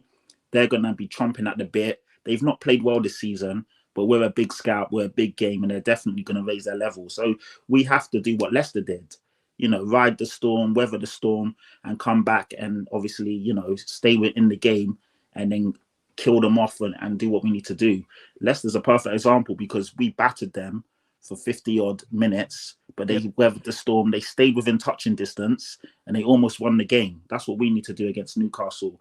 But ideally, we've got more quality. We need to get on the ball more. We need to assert ourselves. And obviously, what Lee said, would we be happy? This is the game where, you know, I'll be able to tell you more after we play some of the tough games because then we can see what's what. Last year, Man City at home, Ange did show us that we can change it up and adapt a bit and blah, blah, blah. But that was with those players. Now we've got more of Ange's players. All these guys now are Ange's players. The ins, the outs, everyone here essentially has been co-signed by Ange. If I'm led to believe, because when I say, you know, he wasn't backed or this and that, people say, no, Ange wanted everyone here. Everyone here is co-signed by Ange. So cool. This is Ange's team, Ange's squad. We get behind him. We trust him. We'll see what's what in a couple of games. And yeah, I fully believe we'll get something against Newcastle. I have to. And I think we should all be on that mantra and that wave, that mindset, that wavelength. We go there and we actually turn up and we actually show them, you know, that we're a good team and we can obviously, you know, mix it up with them because you can't go to that game scared. The last 2 seasons, we were absolutely diabolical. I mean, in the 6-1 game, we were 4-0 down in like 22 minutes. It was insane. That's probably one of the worst games I can ever remember. Like, it was so bad. You know, I was like shell shocked. I wanted to turn the TV off, but I couldn't because I had to watch the game. And I traumatized myself. I should have just turned it off. But Pat, let me just bring you a little something. Last season, Tottenham 72.9% possession in that game at St. James's Park. Newcastle 4, Tottenham 0. Was it really? Seriously? Yeah, 72.9% possession. Actually, Lee, can I revise my mention to you about what I said? I didn't know how many shots on target did we have? How many shots on target? We had two shots on target. They had 5. I think they had 18 off target. We had 11. So keep it there. So 70% possession on its own, whatever, but 7 shots on the shots on target. Again, if you just do the math, if you have 7 shots on target every single game, you're going to score more goals than you don't. You know, you're going to also have days like the Newcastle game that Crack's talking about. You're also going to have games like Leicester. But that's what I'm saying. Like, people like, you don't have to do much more than that most of the time to win a Premier League game. The Premier League is freaking hard. It's hard to win a football match, as we saw against Leicester. It's really hard. So that's why fans do go, why haven't we bought extra players or better signings? Because it's so freaking hard. That's what makes it so good. Trouble is, though, Lee, you can have a 10-inch cock. If you can't get it hard, you ain't doing porn. It's as simple as that. You got to be doing something with it. It's as simple as that. Sorry, terrible analogy, but it's past the watershed. I've got no words. I'm going to hand over I can. So what I'm going to do on this show to get us back on track, I'm going to hand over to Matty Hayes if I can, as Matt's going to give us the very latest update on where we are in this transfer window as we approach 15 minutes. They're saying, cancel him. We can't cancel this man. Are you serious? No chance. We're going to hand over to Matt. And it's after dark. It's getting that way. We're going to hand over to Matt as we go into it as after dark, and we're going to bring to you the very latest news on Spurs as we, like I say, try and come away from the transfer window for all of our own sanity. Matt, we'll hand over to you for this very latest update. I fear what I've missed there because I'm still technically working at the moment, and my job revolves around the whole transfer window, so it's actually really, really busy. And I was just posting something there about Wolves signing Andre, so I'm worried about what I missed with those comments that are coming in. Worry. Not worth a repeat on this show, Matt. Don't worry about it. Good. You just carry on. Yeah, but the latest with Tottenham, Fabrizio Romano said that Celso has signed his contract with Real Betis, and that deal is all signed and ready to go. So he is going to be added to that lengthy list you provided there, Rick, of the players that Tottenham have moved on. Just a reminder, the crazy structure of this deal. It's a fee believed to be somewhere in and around 3.6 to 4.2 million pounds. And to add to the complications of this, Real Betis are only buying half of Giovanni Lo Celso. They're only buying 50% of his rights, which I think a simpler way to put that is that Tottenham will have a 50% sell-on clause or 50% of any future sale, but it's only half of Lo Celso that is going to Real Betis, and then of course only half of him. Tottenham, only half of him. Yeah, we're keeping the bottom half. They're getting the top half. If it's the top or bottom half, Matt. It's not entirely. It could be left, could be right. It could be a mixed match. We don't know at the moment. Only Tottenham. But it is 50% Lo Celso going there, and of course Tottenham have the future option to buy Johnny Cardoso from Real Betis. We can match any offer over 30 million euro. If we don't buy him, we have a sell-on clause. I don't know what's happening, Ricky, but Lo Celso's going to Betis. That's the best way I can put it. But can't thank you enough. Matt, what part of him's gone to Betis though? I mean, if just the bottom half goes, will Ryanair like charge him half price for his seat? They charge double the price for the inconvenience. Do you know that magic trick they do where they put the assistant in the box and they chop it all up? They're doing that, and they're putting random boxes on the Ryanair flight. So it's going to be a surprise for everyone when it gets there, when Real Betis figure out what half of him they've got. But it's Can we actually chop these players up into pieces and then sew them together like Frankenstein's monster? Can we actually sort of make one player out of the pair of them? We'll have the leg of Cardoso.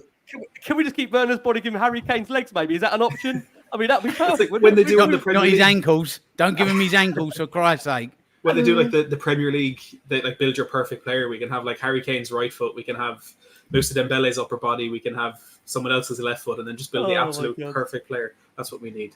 Absolutely. Look, before we come away from the transfer window, I want to again reiterate the point that was said about halfway through the show, is that Ange Postecoglou, just to make it very, very clear, has stated in his pre-match press conference that he feels backed by Tottenham Hotspur in this transfer window. He was asked upon his opinion about the window and asked if he was happy with the squad. He went, look, you probably want a couple more moving out, which I think he refers to being obviously Lo Celso and Reguilon. Those guys are going to go between, obviously, you'd imagine the end of the deadline as a whole.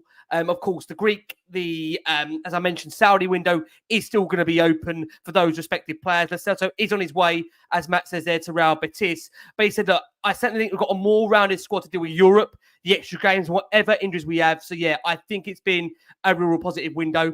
We've done a hell of a lot of work in the last 12 months. 3 windows, no doubt. The squad has massively, massively changed. And Ange made that point that for him, it was all about lowering that age profile. And that's what Spurs have done. It's been trimmed down to an average age of 25 now in terms of the squad. And the emphasis has been on signing young talent. And that's what they've done. They brought in, of course, the likes of Lucas Bergvall. That was signed in, obviously, the pre-January transfer window, along with Archie Gray. Those guys, we understand, behind the scenes, they've been raving about Archie Gray. We'll see, of course, how much game time he is going to get in the Europa League. So what we are going to do, we are going to come away from the transfer window. And like I say, we'll update you and Matt will if there's any further movement on Tottenham. And we are going to focus on the Europa League draw, which was done earlier on Friday afternoon / Friday lunchtime, in where Spurs know their fate in terms of what they've got to come in that Europa League draw.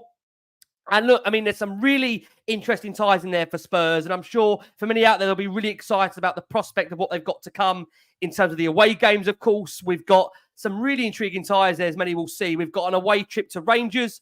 We've got an away trip in there to Galatasaray, which I'm definitely sure will be interesting, that's for sure. They've got home ties, respectively, against AS Roma. They've got AZ Alkmaar at home, which means there'll be the return of Troy Parrott. We've got Carrier Bag in there. I know Crackers was adamant it should be Carrier Bag away. We'll come to Crackers on that in just a second as well. But yeah, overall, there's some really intriguing ties in there for Spurs. But I think you would say overall, it's a group that you'd like to think with the quality that Spurs have got in their squad. I know, again, that's been up for debate in terms of quality. They should have enough, really, in order to hopefully progress from this, obviously, period of this, competition. So we'll come to Macca on this. Macca, early thoughts on the Europa League draw, given you have to go back to 3 or 4 years ago since Spurs were last in the competition. New format in terms of the way it's been set up. Are you a fan of the new format, Lee, out of interest? I was well confused, mate, to be honest. I was tweeting, I was thinking, is this the draw? Is this like the final? I was doing a couple of work at the same time. I was a little bit confused, but it doesn't take me a lot to get confused, to be honest. But yeah, no, look, I mean, I think it's a decent draw. I think that there's some good away ties there for those of us that go to some of the away ties. Good home ties. I think Rangers obviously is the standout one with Ange. Celtic Ange going back to Rangers as an example. I think that's pretty good.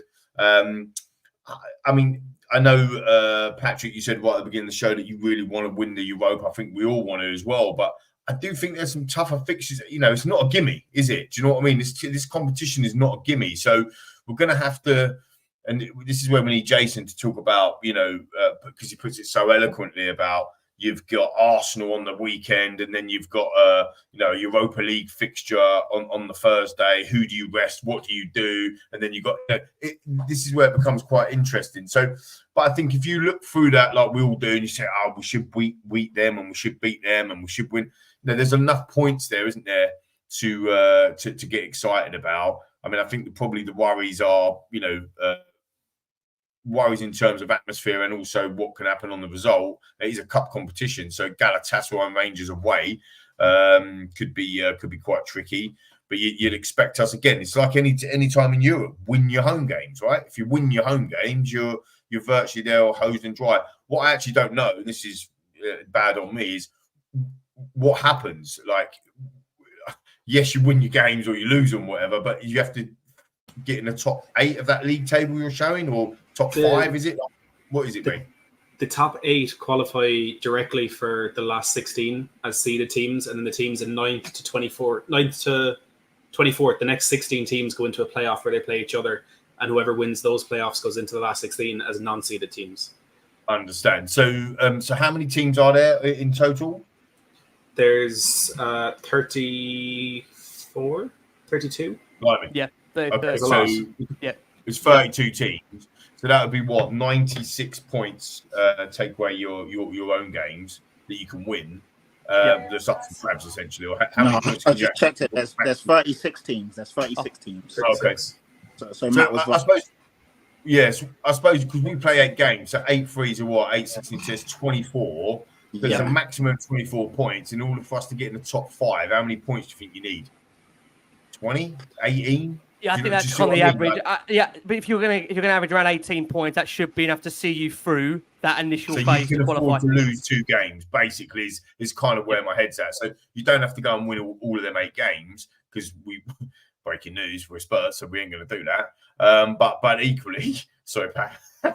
but equally, you don't have to, you do you know what I mean? You don't. It's not a case of drawing a few, losing a few, just winning a couple, and you'll be all right. Hence, it's not the gimme. So it's quite. I think it's very competitive, actually. To be fair, it's probably about, like Rick and Pat, you said enough times on the show last year. That's probably our level. We're not quite Champions League level for sure. Yep. And it kind of feels, just outside the top 5 in the Premier League type level, which is kind of where we're at, isn't it?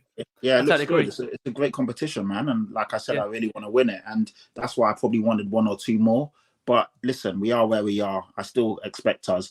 Expect is a big word, but I do expect us to try our hardest to win it. Why not? Like, we have to start pushing the boat out and actually trying to succeed. Otherwise, what's the point of us playing football? We're just going in some cycle of nothingness. It's time to, go and win this. Why not? Amen. Before I come back over to Pat, Macca, I want to give you the opportunity to give us a rallying cry. You're going to be heading off.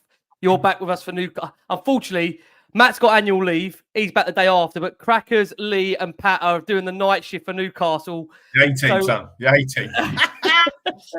No, I tell you what, boys. Don't start having a go at me again. Like, I can't be angry. I'm getting battered here, left, right, and centre for the emotion of, like, because we let in 1 goal and all that jazz. If we go and get roasted 4-0, man, I'm putting my tin hat on. I'm coming back. Oh, we ain't getting roasted. We ain't. No, I agree. Battered everywhere he goes. Can I just say, Ricky said the only change to the panel for the Newcastle game is I won't be here. And Lee said, yeah, that's the A team. What are you trying to say, Lee? What are you trying to say? See you later, Matt. See you later, Matt. We just lost. I mean, I think you mean what it means. Like we've lost the star to it, the A star to the team with Matty not going to be here. Can I just say? Good save, Ricky. I tried. Not as good as Ricardo, can I just say? That was one going in the top corner there. Back and rallying cry for Sunday? Look, I'm not sure it's going to be a rallying cry, mate. I just think that when all said and done, we are where we are now. That's 3 minutes to the window shuts. We ain't getting any more players. We know where we are. A bit underwhelming on the transfers, but we've got what we've got. I mean, if Odebear starts roasting Kieran Trippier or whatever it is on Sunday, couple of step overs, a duck and dive, a bob, a weave, a cross in a box, bang, Sonny, dare I say, a header, or whatever. Maddison puts one in the top corner. All of this stuff will be forgotten, and we want to get on that train. It's such a good feeling loving your football team and seeing them win and seeing them play well, and all of us want that. All of us want that. So I just think that it's. I think Matty said this on the last show, and I think we said this in one of the groups, or Matt and I was chatting about it before. Like, it's never as bad as it seems. It's never as good as it seems. There's always someone in the middle. Matt took that at your book the other night. Matt's first words on the show was that. He did. Yeah. No, I watched the show. It's a brilliant show.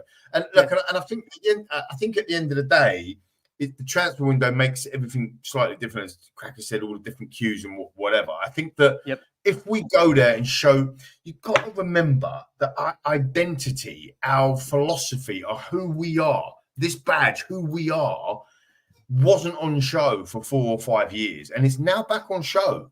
And we need to go there. We need to puff out our chest and we give it a go. And if we lose, we lose, but we lose well. Yeah, if you can lose well, you know what I mean. That's the point. I don't want to be rolled over.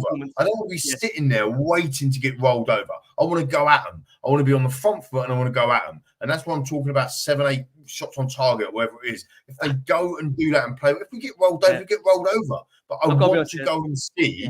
I want to go and see our team going. Yeah, I'll be honest with you. No disrespect, right?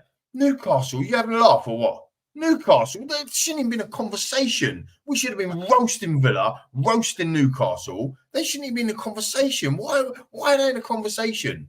It don't work like that, unfortunately. It doesn't work. No, I know it don't. You can't see them. All these other stats about Newcastle, like, this, that, and the other. They were turning us over when they were shit. And now they've got a few players and they're quite good. 100%. The thing is, we're still better than them. We are better than them. We finished better than last year. But with that being said, even though we were better than last year, they absolutely spanked us at their home ground. So it's a massive litmus test for me. And I'm You're excited. Right, Macca. You're right. Imagine what we'd do to like a Colchester away or a Sheffield United away in the cup. Oh, we'd absolutely smash them out of the park, wouldn't we? Of course we would. And that is the thing, mate. If it don't change, nothing changes. Just what I mean. And that's the reality. But look, you can't look. I can't tell you all how to feel. You'll feel how you feel. But one thing's for sure, I'm not going into this season with a doom and gloom mongering on my head. Because I can't handle I don't know if I can do that. I'm going into this game. I'm looking forward to it. Like, people are dreading it. Oh, let's just get through it. What are you on? Can I say, we're on game week. And win the football match. We're on game week 3 of maybe 60 on Last Word On Spurs. We cannot be sitting here drained already. We're only on game week 3. Mate, you're drained. There's another 57 of these to go. I know. Look, we will. Matt, you're not even counting the pre-shows. What are the pre-shows? we will have some bad. We will have some bad games, and we will have some good games, and we'll have some amazing games. But we might have some mediocre games. That's football. It's been like that since the day it was invented. And regardless of whatever else happens with spreadsheets and players and Fabrizio Romanos and transfer windows and sky-breaking news, the reality is the game ain't changed. You got to score more goals than the opposition. That's what you got to do. And that's what we're out to do. Try and enjoy it. Macca, we can't thank you enough. We're going to let Macca go, and we're going to see him on Sunday. And we all need a result on Sunday because we've got a few hours till this game comes back round. Macca, thank you so much. Yeah, boys, have fun, team. Thank you. Mate. We're going to head over to Pat quickly for this Europa League draw review, then the cracks, and then we're going to quickly look ahead to Newcastle very, very quickly to come. Pat, let's go back over to you there. We'll talk about the magnitude of what Spurs have got to come in Europe. As I touched upon, that schedule there for Spurs, we know we're going to face Roma at home, Rangers away, Alkmaar at home, Ferencváros away, Crackers, if I've got that right in a second, Karabag at home, Galatasaray away, Elfsborg at home, Hoffenheim away, and Spurs, I'd say, back in that competition for the first time since the 2021 season, when, of course, Spurs are managed by Jose Mourinho. I'm not going to bring her down on it. We know we exited to that 3-0 second leg loss in Croatia where the manager was in prison. So surely it can't go as bad as that. So Pat, Crackers is probably thinking, what have I just done by saying that? On that basis, Pat, what's your feeling about the draw? Because I think, general feeling is that Spurs really should have enough quality to at least make it to the next stage of the competition, Pat. Is that fair? Yeah, no, I'm excited. It looks good. Like the competition and the tournament, I think they've done well to spice it up. No drop downs for the Champions League. So if you drop down, if you don't qualify in league format for Champions League, you're out. You can't drop down into essentially, the lower competition and try and bully yourself and win that. And I feel we're one of the stronger teams in there. But there's some really good games there. Like Roma at home is a big one. Rangers away is another big one. Galatasaray away, that's going to be a fantastic atmosphere. The Turkish ultras will be bang up for that. They'll want to try and, take a big scalp. We need to go there. And that will be a massive test for the boys to really come through that game. And then Hoffenheim away as well. They're no slouches. So there's some really good games there. Good teams. And obviously, we just need to make sure we qualify in that top 8, see the job through. And then ideally, obviously, you're one of the seeded teams and, one less game and you go through. So, yeah, excited. Some good teams in there, some big names. And it's a chance for the squad to really, it's a chance for us to see maybe players that may not start in the Premier League with all due respects, all due respects, your Jed Spences, your Archie Grays, your Burwell. At this stage, they might not be starting games, but they will definitely start, hopefully, in the Europa League. So I'm excited to see it. I'm excited to see how we manage another competition and excited to see Ange in Europe. See what he's about. So excited, and I think it's a good draw. I think it's exciting. The fans will want to go to those games, home and away, and that's what we're about. You want to see your team do as well as they can in the cup competition. So yeah, bring it on. Oh man, Cracks, come over to you about that draw. I say it's Ange vs Rangers again, and as he said in his obviously pre-match presser today, exciting, good to be part of it, and some good games. I'm sure I'll get a warm reception at Ibrox. They'll be looking forward to seeing me. You go back, obviously, Karabag, of course. It's 9 years on from the night Heung-min Son scored his first 2 Tottenham goals against him at the old White Lane. Lamela scoring the third. It was Dele Alli's second start, and he was excellent on that night too. Of course, we've got the return of Troy Parrott. He'll be coming back to the Tottenham Hotspur Stadium with AZ Alkmaar. And you know what? We had that joke. And it's a joke, by the way, before we're going to get serious about this, that about handling the pressure at Leicester. We've got away games against Rangers, Roma, and Galatasaray. When we're going to talk about acid tests to come about away from home, we're going to really find out, Cracks, aren't we, about the makeup and mould of this football team.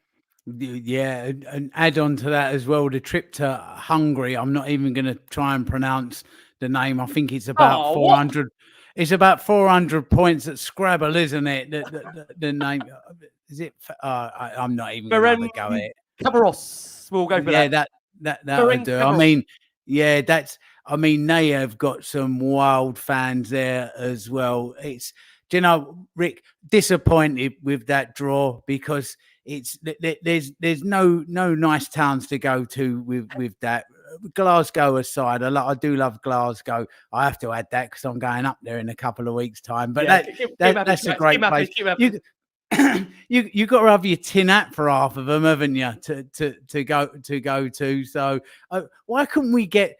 I wanted a Spanish team for starters because I can fly there from Lanzarote for like tuppence halfpenny because I get 75% off of me fare being a resident on one of the islands. So I'm just going to have to wait for the final now in Bilbao, aren't I, to be able to go. Braga, I would have liked. That's another great trip. Lovely town, some brilliant bars there. The draw today, by the way, did you watch the draw, Rick? Did anybody watch the draw? Unfortunately, I was working. They had the button that they pressed. So the name came out of pot 1, and then they had this button that they pressed so that the AI bot could do the draw. This button was like a dustbin lid. It was about 4 foot across. It was like, and I think UEFA really missed a trick. It was like a game show. What they should have done was they should have got Davy Prutton, the old Sheffield Wednesday player, in, and they could have gone, Davy Prutton, press that button, like a game show. They could have actually turned it into a game show. They've had a catchphrase and everything. So, it's a lot of games, but we should be able to come through this. The problem we've got is if we win it as fans, we'll be absolutely cock-a-hoop, absolutely love it. For the club and the bean counters upstairs, it's worth nothing, absolutely nothing. If you finish 1 or 2 places higher up in the league, and dare I say, get into the Champions League because you've binned this off and concentrated on Brighton at home on the Sunday after and get those 3 points, that's worth so much more money than winning this.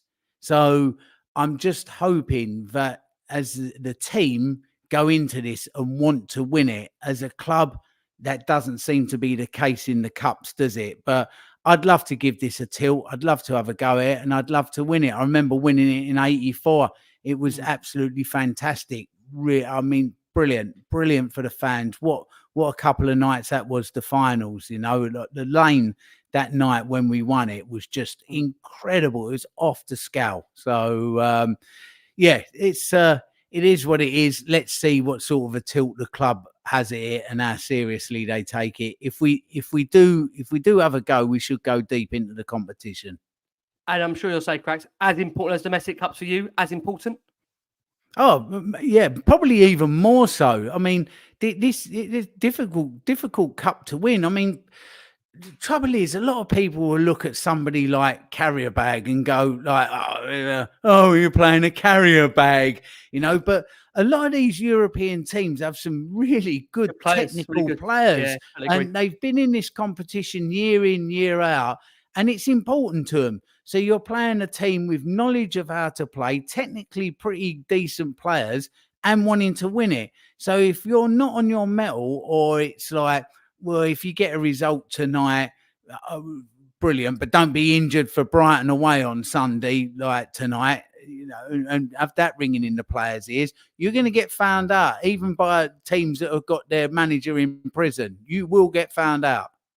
Oh, man. Yeah, listen, I certainly agree on that point. Amand was asked about the competition and about what Spurs are looking to do in that competition. He said, look, from my perspective, it's interesting when we talk about the format. I think it's an interesting concept. A couple of extra games, the league format. It's a different dynamic to the group stages, where maybe after the 3 games, the whole thing was done and dusted. I think there'll be a lot more alive in the competition, and to probably the 8th game that teams are fighting to, of course, qualify. I think there'll be a lot less dead rubbers in European football, which I think is a bad thing. So we'll see how it works. He was also asked, Ange, about the fact that when you looked at the squad last season, how maybe he wanted to have, obviously, European football as part of it. And he said, look, absolutely. I said on a number of occasions where people were trying to steer me towards the fact less games means we're more fresher. In some respects, that work. It doesn't work like that in football. We had a lot of injuries, and we're putting in players who didn't have a lot of football. Whereas now, it allows me with the fixtures to get into a rhythm, knowing we've got 2 games a week pretty much until the end of January for the most part. Players in the whole squad will get utilised. If we do have injuries, we're not throwing them in somewhere they haven't been played for 6 or 7 weeks. It allows me to get that rhythm that I want, and it means less training time. But they've gone through a good training block leading into this international window. So that sets us up perfectly for the rest of the year. I much prefer having a programme like we have now than what we faced last year. So certainly, Ange Postecoglou a fan. And what we are going to do, we are going to go for our very, very final break of this show. We're going to hand over to Matt for a conclusive roundup on the transfer window, as we have now slammed it shut. Somewhere Jason McGovern is jumping up and down like an absolute lunatic, because Jason McGovern, we love you. That transfer window is now shut. Matt, bring us up to date finally on all the very latest happenings in this last half an hour that we may have missed. Well, Giovanni Celso is officially a Real Betis player, and I'm doing a little bit of research at the moment to try to figure out what this fee was, because Alistair Gold has said that the deal will be worth £8.4 million to Tottenham, which is about double what we were expecting it to be. I'm just trying to figure out if when he says it's worth 8.4 million to Tottenham, is that because, and again, there's only half of Lo Celso going to Betis, is it 4.2 million for 50% of the rights? So maybe the deal altogether is worth 8.4 million. It's just another complication on what has been a quite ridiculous evening with this one. But Alistair Gold says there will also be add-ons and, of course, the sell-on clause for Lo Celso to go to Real Betis. So that just another, as we said, another name on the list. There's nothing official on Johnny Cardoso and the deal that's in place there, but since it's not a signing, I'm not really surprised that there's nothing on that. But yeah, Lo Celso finally, officially, is no longer a Tottenham player. And it's also worth mentioning, I saw a post on Twitter a while ago by Zeus, I think a lot of you will know him, that in that big window we had in 2019 where we signed Tanguy Ndombele, Giovanni Lo Celso, Ryan Sessegnon and Jack Clark, the crazy thing about that window is since we signed all of them, this move for Lo Celso now means that every single one of them has at some point gone back to the club that we bought them from. And if that doesn't tell you how crazy that window was, I don't know what will. That is absolutely mental, isn't it? Absolutely mental it is. And also just a further update, I'm sure Matt won't mind me bringing this into play. We have had news that Sergio Reguilon, there is no exit for Sergio Reguilon as things stand. So presently at the moment, in terms of the UK window, a chance for Reguilon to move in here is over. But of course, there will be further opportunities for Reguilon to move on. And of course, the windows across Europe. And that's the same that applies for Alfie Devine. No move for Alfie Devine as things stands. And made it very, very clear in his pre-match press conference today that in regards to certainly Alfie Devine, I think there's a case that they'll be looking to get Alfie regular first-team football, most certainly for this upcoming season. So one to keep an eye on. We know there's interest from Saudi in, of course, Devine. There's also interest around Europe in regards to Reguilon, as Matt has said there as well. And as I said earlier today, no exit for Reguilon as things stands. But we know in terms of him being reintegrated into the squad, Ange made that very, very clear that that's not really a possibility. They're looking and want to find a solution for Sergio Reguilon. Guys, I want to finally say thank you so much. Nearly over 2 hours of your time. Don't want to keep you much longer. I want to give a final couple of minutes towards Newcastle United on Sunday. Matt's back with me on Monday. If he probably remembers, we've got an overview of the transfer window show. But I'm with Crackers and Pat and Lee for Sunday and what's to come on there. We'll start, if we can, with Patty in regards to Newcastle, because we have had the news, Pat, come through to us that unfortunately that Dominic Solanke will not make that game on Sunday, and nor will Richarlison. He will not be available for what we understand to at least be a couple of weeks. And just said that Dom was close, but we're going to be a bit cautious with him. We've got a big program post the international break, so he'll miss out on Sunday. And of course, the other one we've got midweek is Richarlison, who unfortunately picked up an injury in training, so he'll probably miss the next few weeks. The good news is that Rodrigo Bentancur is available. He's passed all the protocols we need to, and more importantly, he feels really good. And the medical team are really comfortable with him being available on Sunday. So just very quickly on that, Pat, based on that team news, how do you feel about that team news? Are we more confident? Are we less confident? Are we about the same going into Newcastle than what you might have been 48 hours ago? You know what? I'm confident, very confident. I say confident. Obviously, I respect Newcastle. I know they're a good team, but I'm confident in our abilities. And if we turn up, we can give them a problem. I've spoken to a few Geordies over this week, and they're worried that we're coming to town. They haven't been good. They know that. Obviously, they know they may turn up for this game, they may not. But all we can do is focus on ourselves. And it pains me to say it because I really liked Richarlison. I wanted him to stay, as you guys know. There was talks of him leaving in the summer. But the guy just can't stay fit, man. So he's a liability. And obviously, if you can't stay fit, he's meant to be pushing Solanke. So we get the best out of Solanke.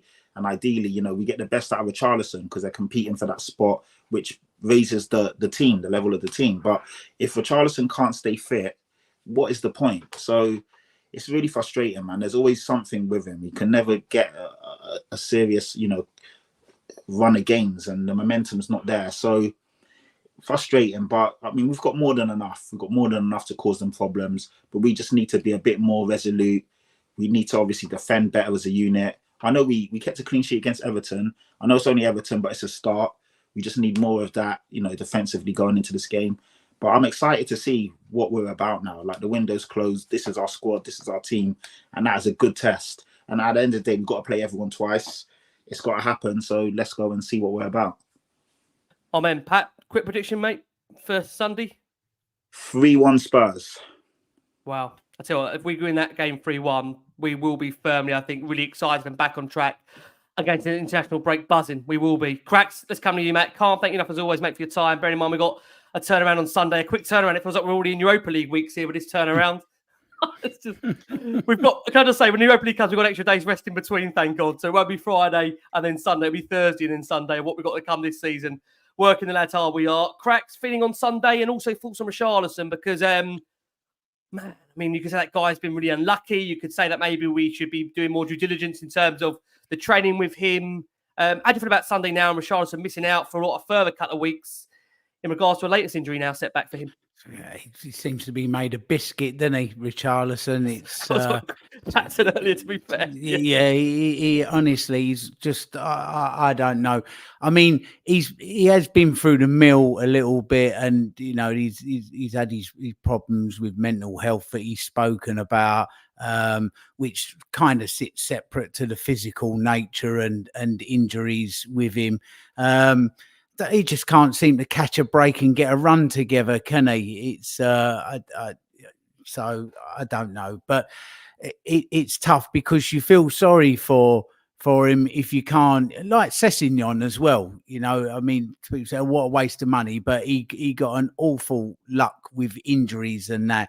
But then that's also not our problem because we're here to like play games and win games. So if they're not cutting the mustard in that respect, you have to let them go. It's a cruel old unemotional game sometimes, isn't it, football? As much as you try and look after people and feel a bit sorry for them when they get these things happen. But Rick, I can't call Sunday. I genuinely, normally you can go, okay, they seem to be here, we seem to be there, where we are with who we are and what's what.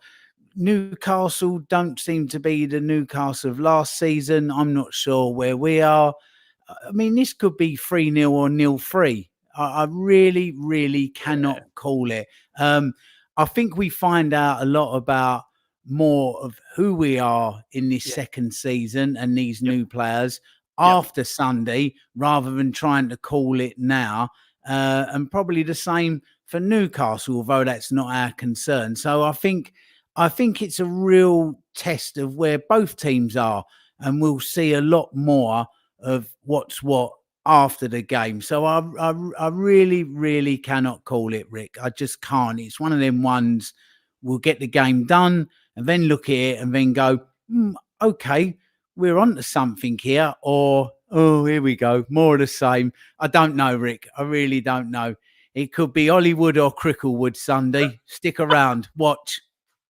All I would say is that at least we've got a few hours to prepare ourselves. It's a 1:30 game, which means we've got a few hours to compose ourselves. Because I think that's sometimes the feeling that, you know, we go live straight after a game. I'm sure Matt will agree that sometimes in that moment, you would like to have those few hours to be able just to reflect on what we've seen. And I think that's a good thing that we aren't going live straight after. We've got a few hours to compose ourselves later on in the evening. I can see Pat looking quite worried when I say we've got a few hours. Pat, why are you looking so worried about the fact we've got a few hours? No, I'm not. I'm agreeing. We actually had time to gather our thoughts because sometimes we're like, you're too emotional, you're this, you're that. So, I know. You know, we'll see, innit? We'll see. But yeah, I'm going big. I said we're going to win, so it's all right. I'm good. Sure, the worst thing about doing a review show straight after the game, it happens to me so often, like someone will like put a post on Twitter, you put a comment in the video saying, why are you saying that? It's completely wrong. And I look back and I say, yeah, that was completely wrong. why did I say that? It's when you actually get to gather your thoughts, like Paddy said, and actually understand what you've seen. It's much better.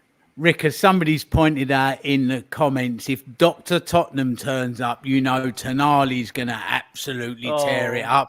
And Joelinton, that should have been on a red after his WWE move, he'll chip in as well. So, yeah, if we take Dr. Tottenham on the bus up with us, you can nail your bollocks to a barn dance that them two are going to absolutely rip us a new one, can't you? I'm going to end on a positive. Can I say, firstly, make sure you go and check Patty out, chatty Patty across all the socials. Make sure Cracks has got actually loads of events coming up that are still, Cracks, those are tickets available, right? So there's still tickets available. We've got the audio ad going in this show. Cracks, give a flavour very, very quickly. What's up on the radar for those that could be winging their way to an event? What's come up very, very quickly, Pat? Cracks. I'm Pat, maybe Pat's going to him. You're welcome to come along. A week today, so next Friday I'm in Falkirk with Harry Redknapp, and that's nearly sold out. That's a nice night at the Enquiries Grange Hotel, so that's with a dinner and everything. Then there's Glen Hoddle in Watford as well. All these are on the socials, the posters for them on the following Wednesday. And then the one and only Sandro at Dartford FC for South East Thames Spurs the Friday after that. So yeah, they're good. They're good nights. They're good fun. You'll be amazed the amount of people that come along that don't actually support the team that's connected to the player. So you'll get fans of other teams that come along to like the Sandro night, but you get really good stories at them, and a bit of chance for a bit of meet and greet and a shirt signed and everything. So they're just good, funny football stories that you get at these nights. So even if you're not a Spurs fan or a fan of whoever I'm working with, come along. You do get a good funny night. I've been doing this nearly 20 years now, and I still enjoy doing it, and I still hear new stories and still genuinely laugh at some of the stuff like that you get. So check out the socials at Mr. Cracknell and the posters for everything coming up September, October, November and December. Well done. Thank you. Cracks, thank you so much. And this wouldn't be fair if I don't bring her in. The wonderful Christina Zanders just reminding us she's got Oasis tickets. She hasn't told us much actually in the group. She's got Oasis tickets. Did you know she got Oasis tickets, guys? She didn't tell us much, did she? She's got Oasis tickets. She's been talking about it all day. Never mentioned it at all. Never mentioned she's got Oasis tickets. I thought she was going to try and watch Blur, but she's got Oasis tickets, amazingly. There you go. Christina, did you get orange or fruit punch Oasis? Which one did you get? Matty, we're going to come to you to close us off on this show, as we always do so often on here. I want to actually bring it on very quickly to Newcastle, because to be fair, talk about transfer windows, they've not had the most desirable went to the transfer window. They are without what they deemed to be the centre-back they wanted. They wanted Mark Gahey. They put in, we're led to believe, up to 4 bids. Unfortunately, Palace keep batting them away, and it means that Newcastle, with all due respect, have really not made a high-profile signing in this window for a club that I think as a fan base, they are, I can only just say what I've seen on social media, really, really disappointed. And to be fair, I think for Eddie Howe earlier today, that was probably his most toughest press conference yet that he's had at the football club. And I think if those have listened back to Eddie Howe's press conference, a lot of talk like Eddie Howe talking about at Bournemouth there, saying I've got to work with what I've got. I'm having to progress players rather than really, have influential players to come in. So are we catching Newcastle, Matt, to kind of close this show at the best possible time? I don't think there's any good time for Tottenham to go to St James's Park. We caught them a few years ago and they'd already been relegated, and they hit us for 5. So I don't know if there's... No worries. Just keeping you grounded, Ricky. Yeah, absolutely. The one time I try to be positive, I still get shattered down on this show. I can't bloody win. I'm more focused on where we're at the moment, and like Lee was saying so well a while ago, that we've started the season playing very, very well, and the result at Leicester, I think, kind of overshadows just how good we were for a large portion of that game. I will also be honest and say that I haven't seen a second of Newcastle this season. I've been travelling the first 2 weekends of the season, so I could not tell you the first thing about the way that they've played. But I think where we want to be and the ambition that we have, whether the team are playing shouldn't matter. We should still be going into every game thinking and knowing that we can win. It'll be very difficult without Solanke or Richarlison, although the injury to Richarlison isn't much of a setback considering he didn't start in the absence of Solanke in the game against Everton last week. I think our front three will probably stay the same. And yeah, look, it's like every game except against the best. I don't see any reason why we can't win. We've got our full quota at midfield available again. Our back four, our goalkeeper is fully available. There was a bit of a scare with Mickey van de Ven during the week, but he seems to be ready. So yeah, we're going there in good shape. I think not that we will beat them, we can beat them. We can score goals with the way we've been creating in the first couple of games. So yeah, I'm as optimistic as you can be going into a game against Newcastle, but obviously wary of what's happened there in the past. I think a Van de Ven goal to put the demons of last season behind him will be absolutely perfect. But knowing our luck, he's going to end up in his face twice in the one game, just to give Isak and his crew in it. Oh yeah, exactly. Like you said, Matt. No. I rebuke him. He's not. I take it back. Yeah, if we're giving predictions, I'm going to go 2-1 Spurs win. Sonny on the score sheet, and maybe one from midfield as well. Bentancur on his return, or Basuma to make it 2-2. But yeah, Spurs are back. I'm happy. May, thank you so much. A couple of quick questions for Crackers, if you don't mind. Crackers, number one, when are you going back to Dublin? John wants to know. Have we got a date for Dublin yet? Is it being worked on, Cracks? No, we'll be working on that. So I'll speak to my man in Dublin and see if we can't get back there again. So we normally do Friday and Saturday night, one in the north, one in the south. So little double header. So that's a great crack going out there. I love going to both the north and the south. It's brilliant. It really is. Two very different nights, different people, but both equally great. So I'm saying all the right things here, man. I'm a proper ever the diplomat. So and that's crack, spelled C-R-A-I-C. Okay, don't write the crack as in the start of my surname, please. Come on, get it right. If I don't paella, not paella. Come on now. Can I say, Matt, has he ticked all boxes there? Crack, has he ticked all the boxes, Matt, you needed to say there? Absolutely, yeah. He's done his research. He's keeping everyone on side. It's whoever your PR guy is, Crackers, he's doing a great job. There you go. Fantastic. I'll tell you what, all in one. We've been asked, Crackers, will the shit quiz be back next season or this season? I think what we need to be clear is if we can fit them in on the Europa Thursdays, we'll try to. The key is trying to bring those lengths of the show down to a acceptable period because we've been over 2 hours just on this show. So, like I say, we'll try and bring the shit quiz back. I'm sure, like I say, for the likes of Leg of Your Trousers and Dynamo Donuts to come, we'll have plenty of fun on Thursdays. We will. I like to dip them in, Rick. Just here and there. Leave them wanting more. That's show business, isn't it? Come on. There's no business like show business. Listen, we're going to leave you with that. I want to say a massive thank you. There's been over 5,500 of you that have watched this show live throughout. We can't thank enough for your support. I want to say a massive thank you to the wonderful Patty Tyrant. Pat, that holiday probably feels like a long time ago already, Matt, doesn't it now, Patty, to be honest? Yeah, back amongst things like we've never been away. Yeah, no, it's beautiful, man. I mean, I'm really excited for the season. I honestly am. I'm really excited to see Ange in his second year. I'm excited to see the kids. The window's closed. It is what it is. We work with what we've worked with. Absolutely.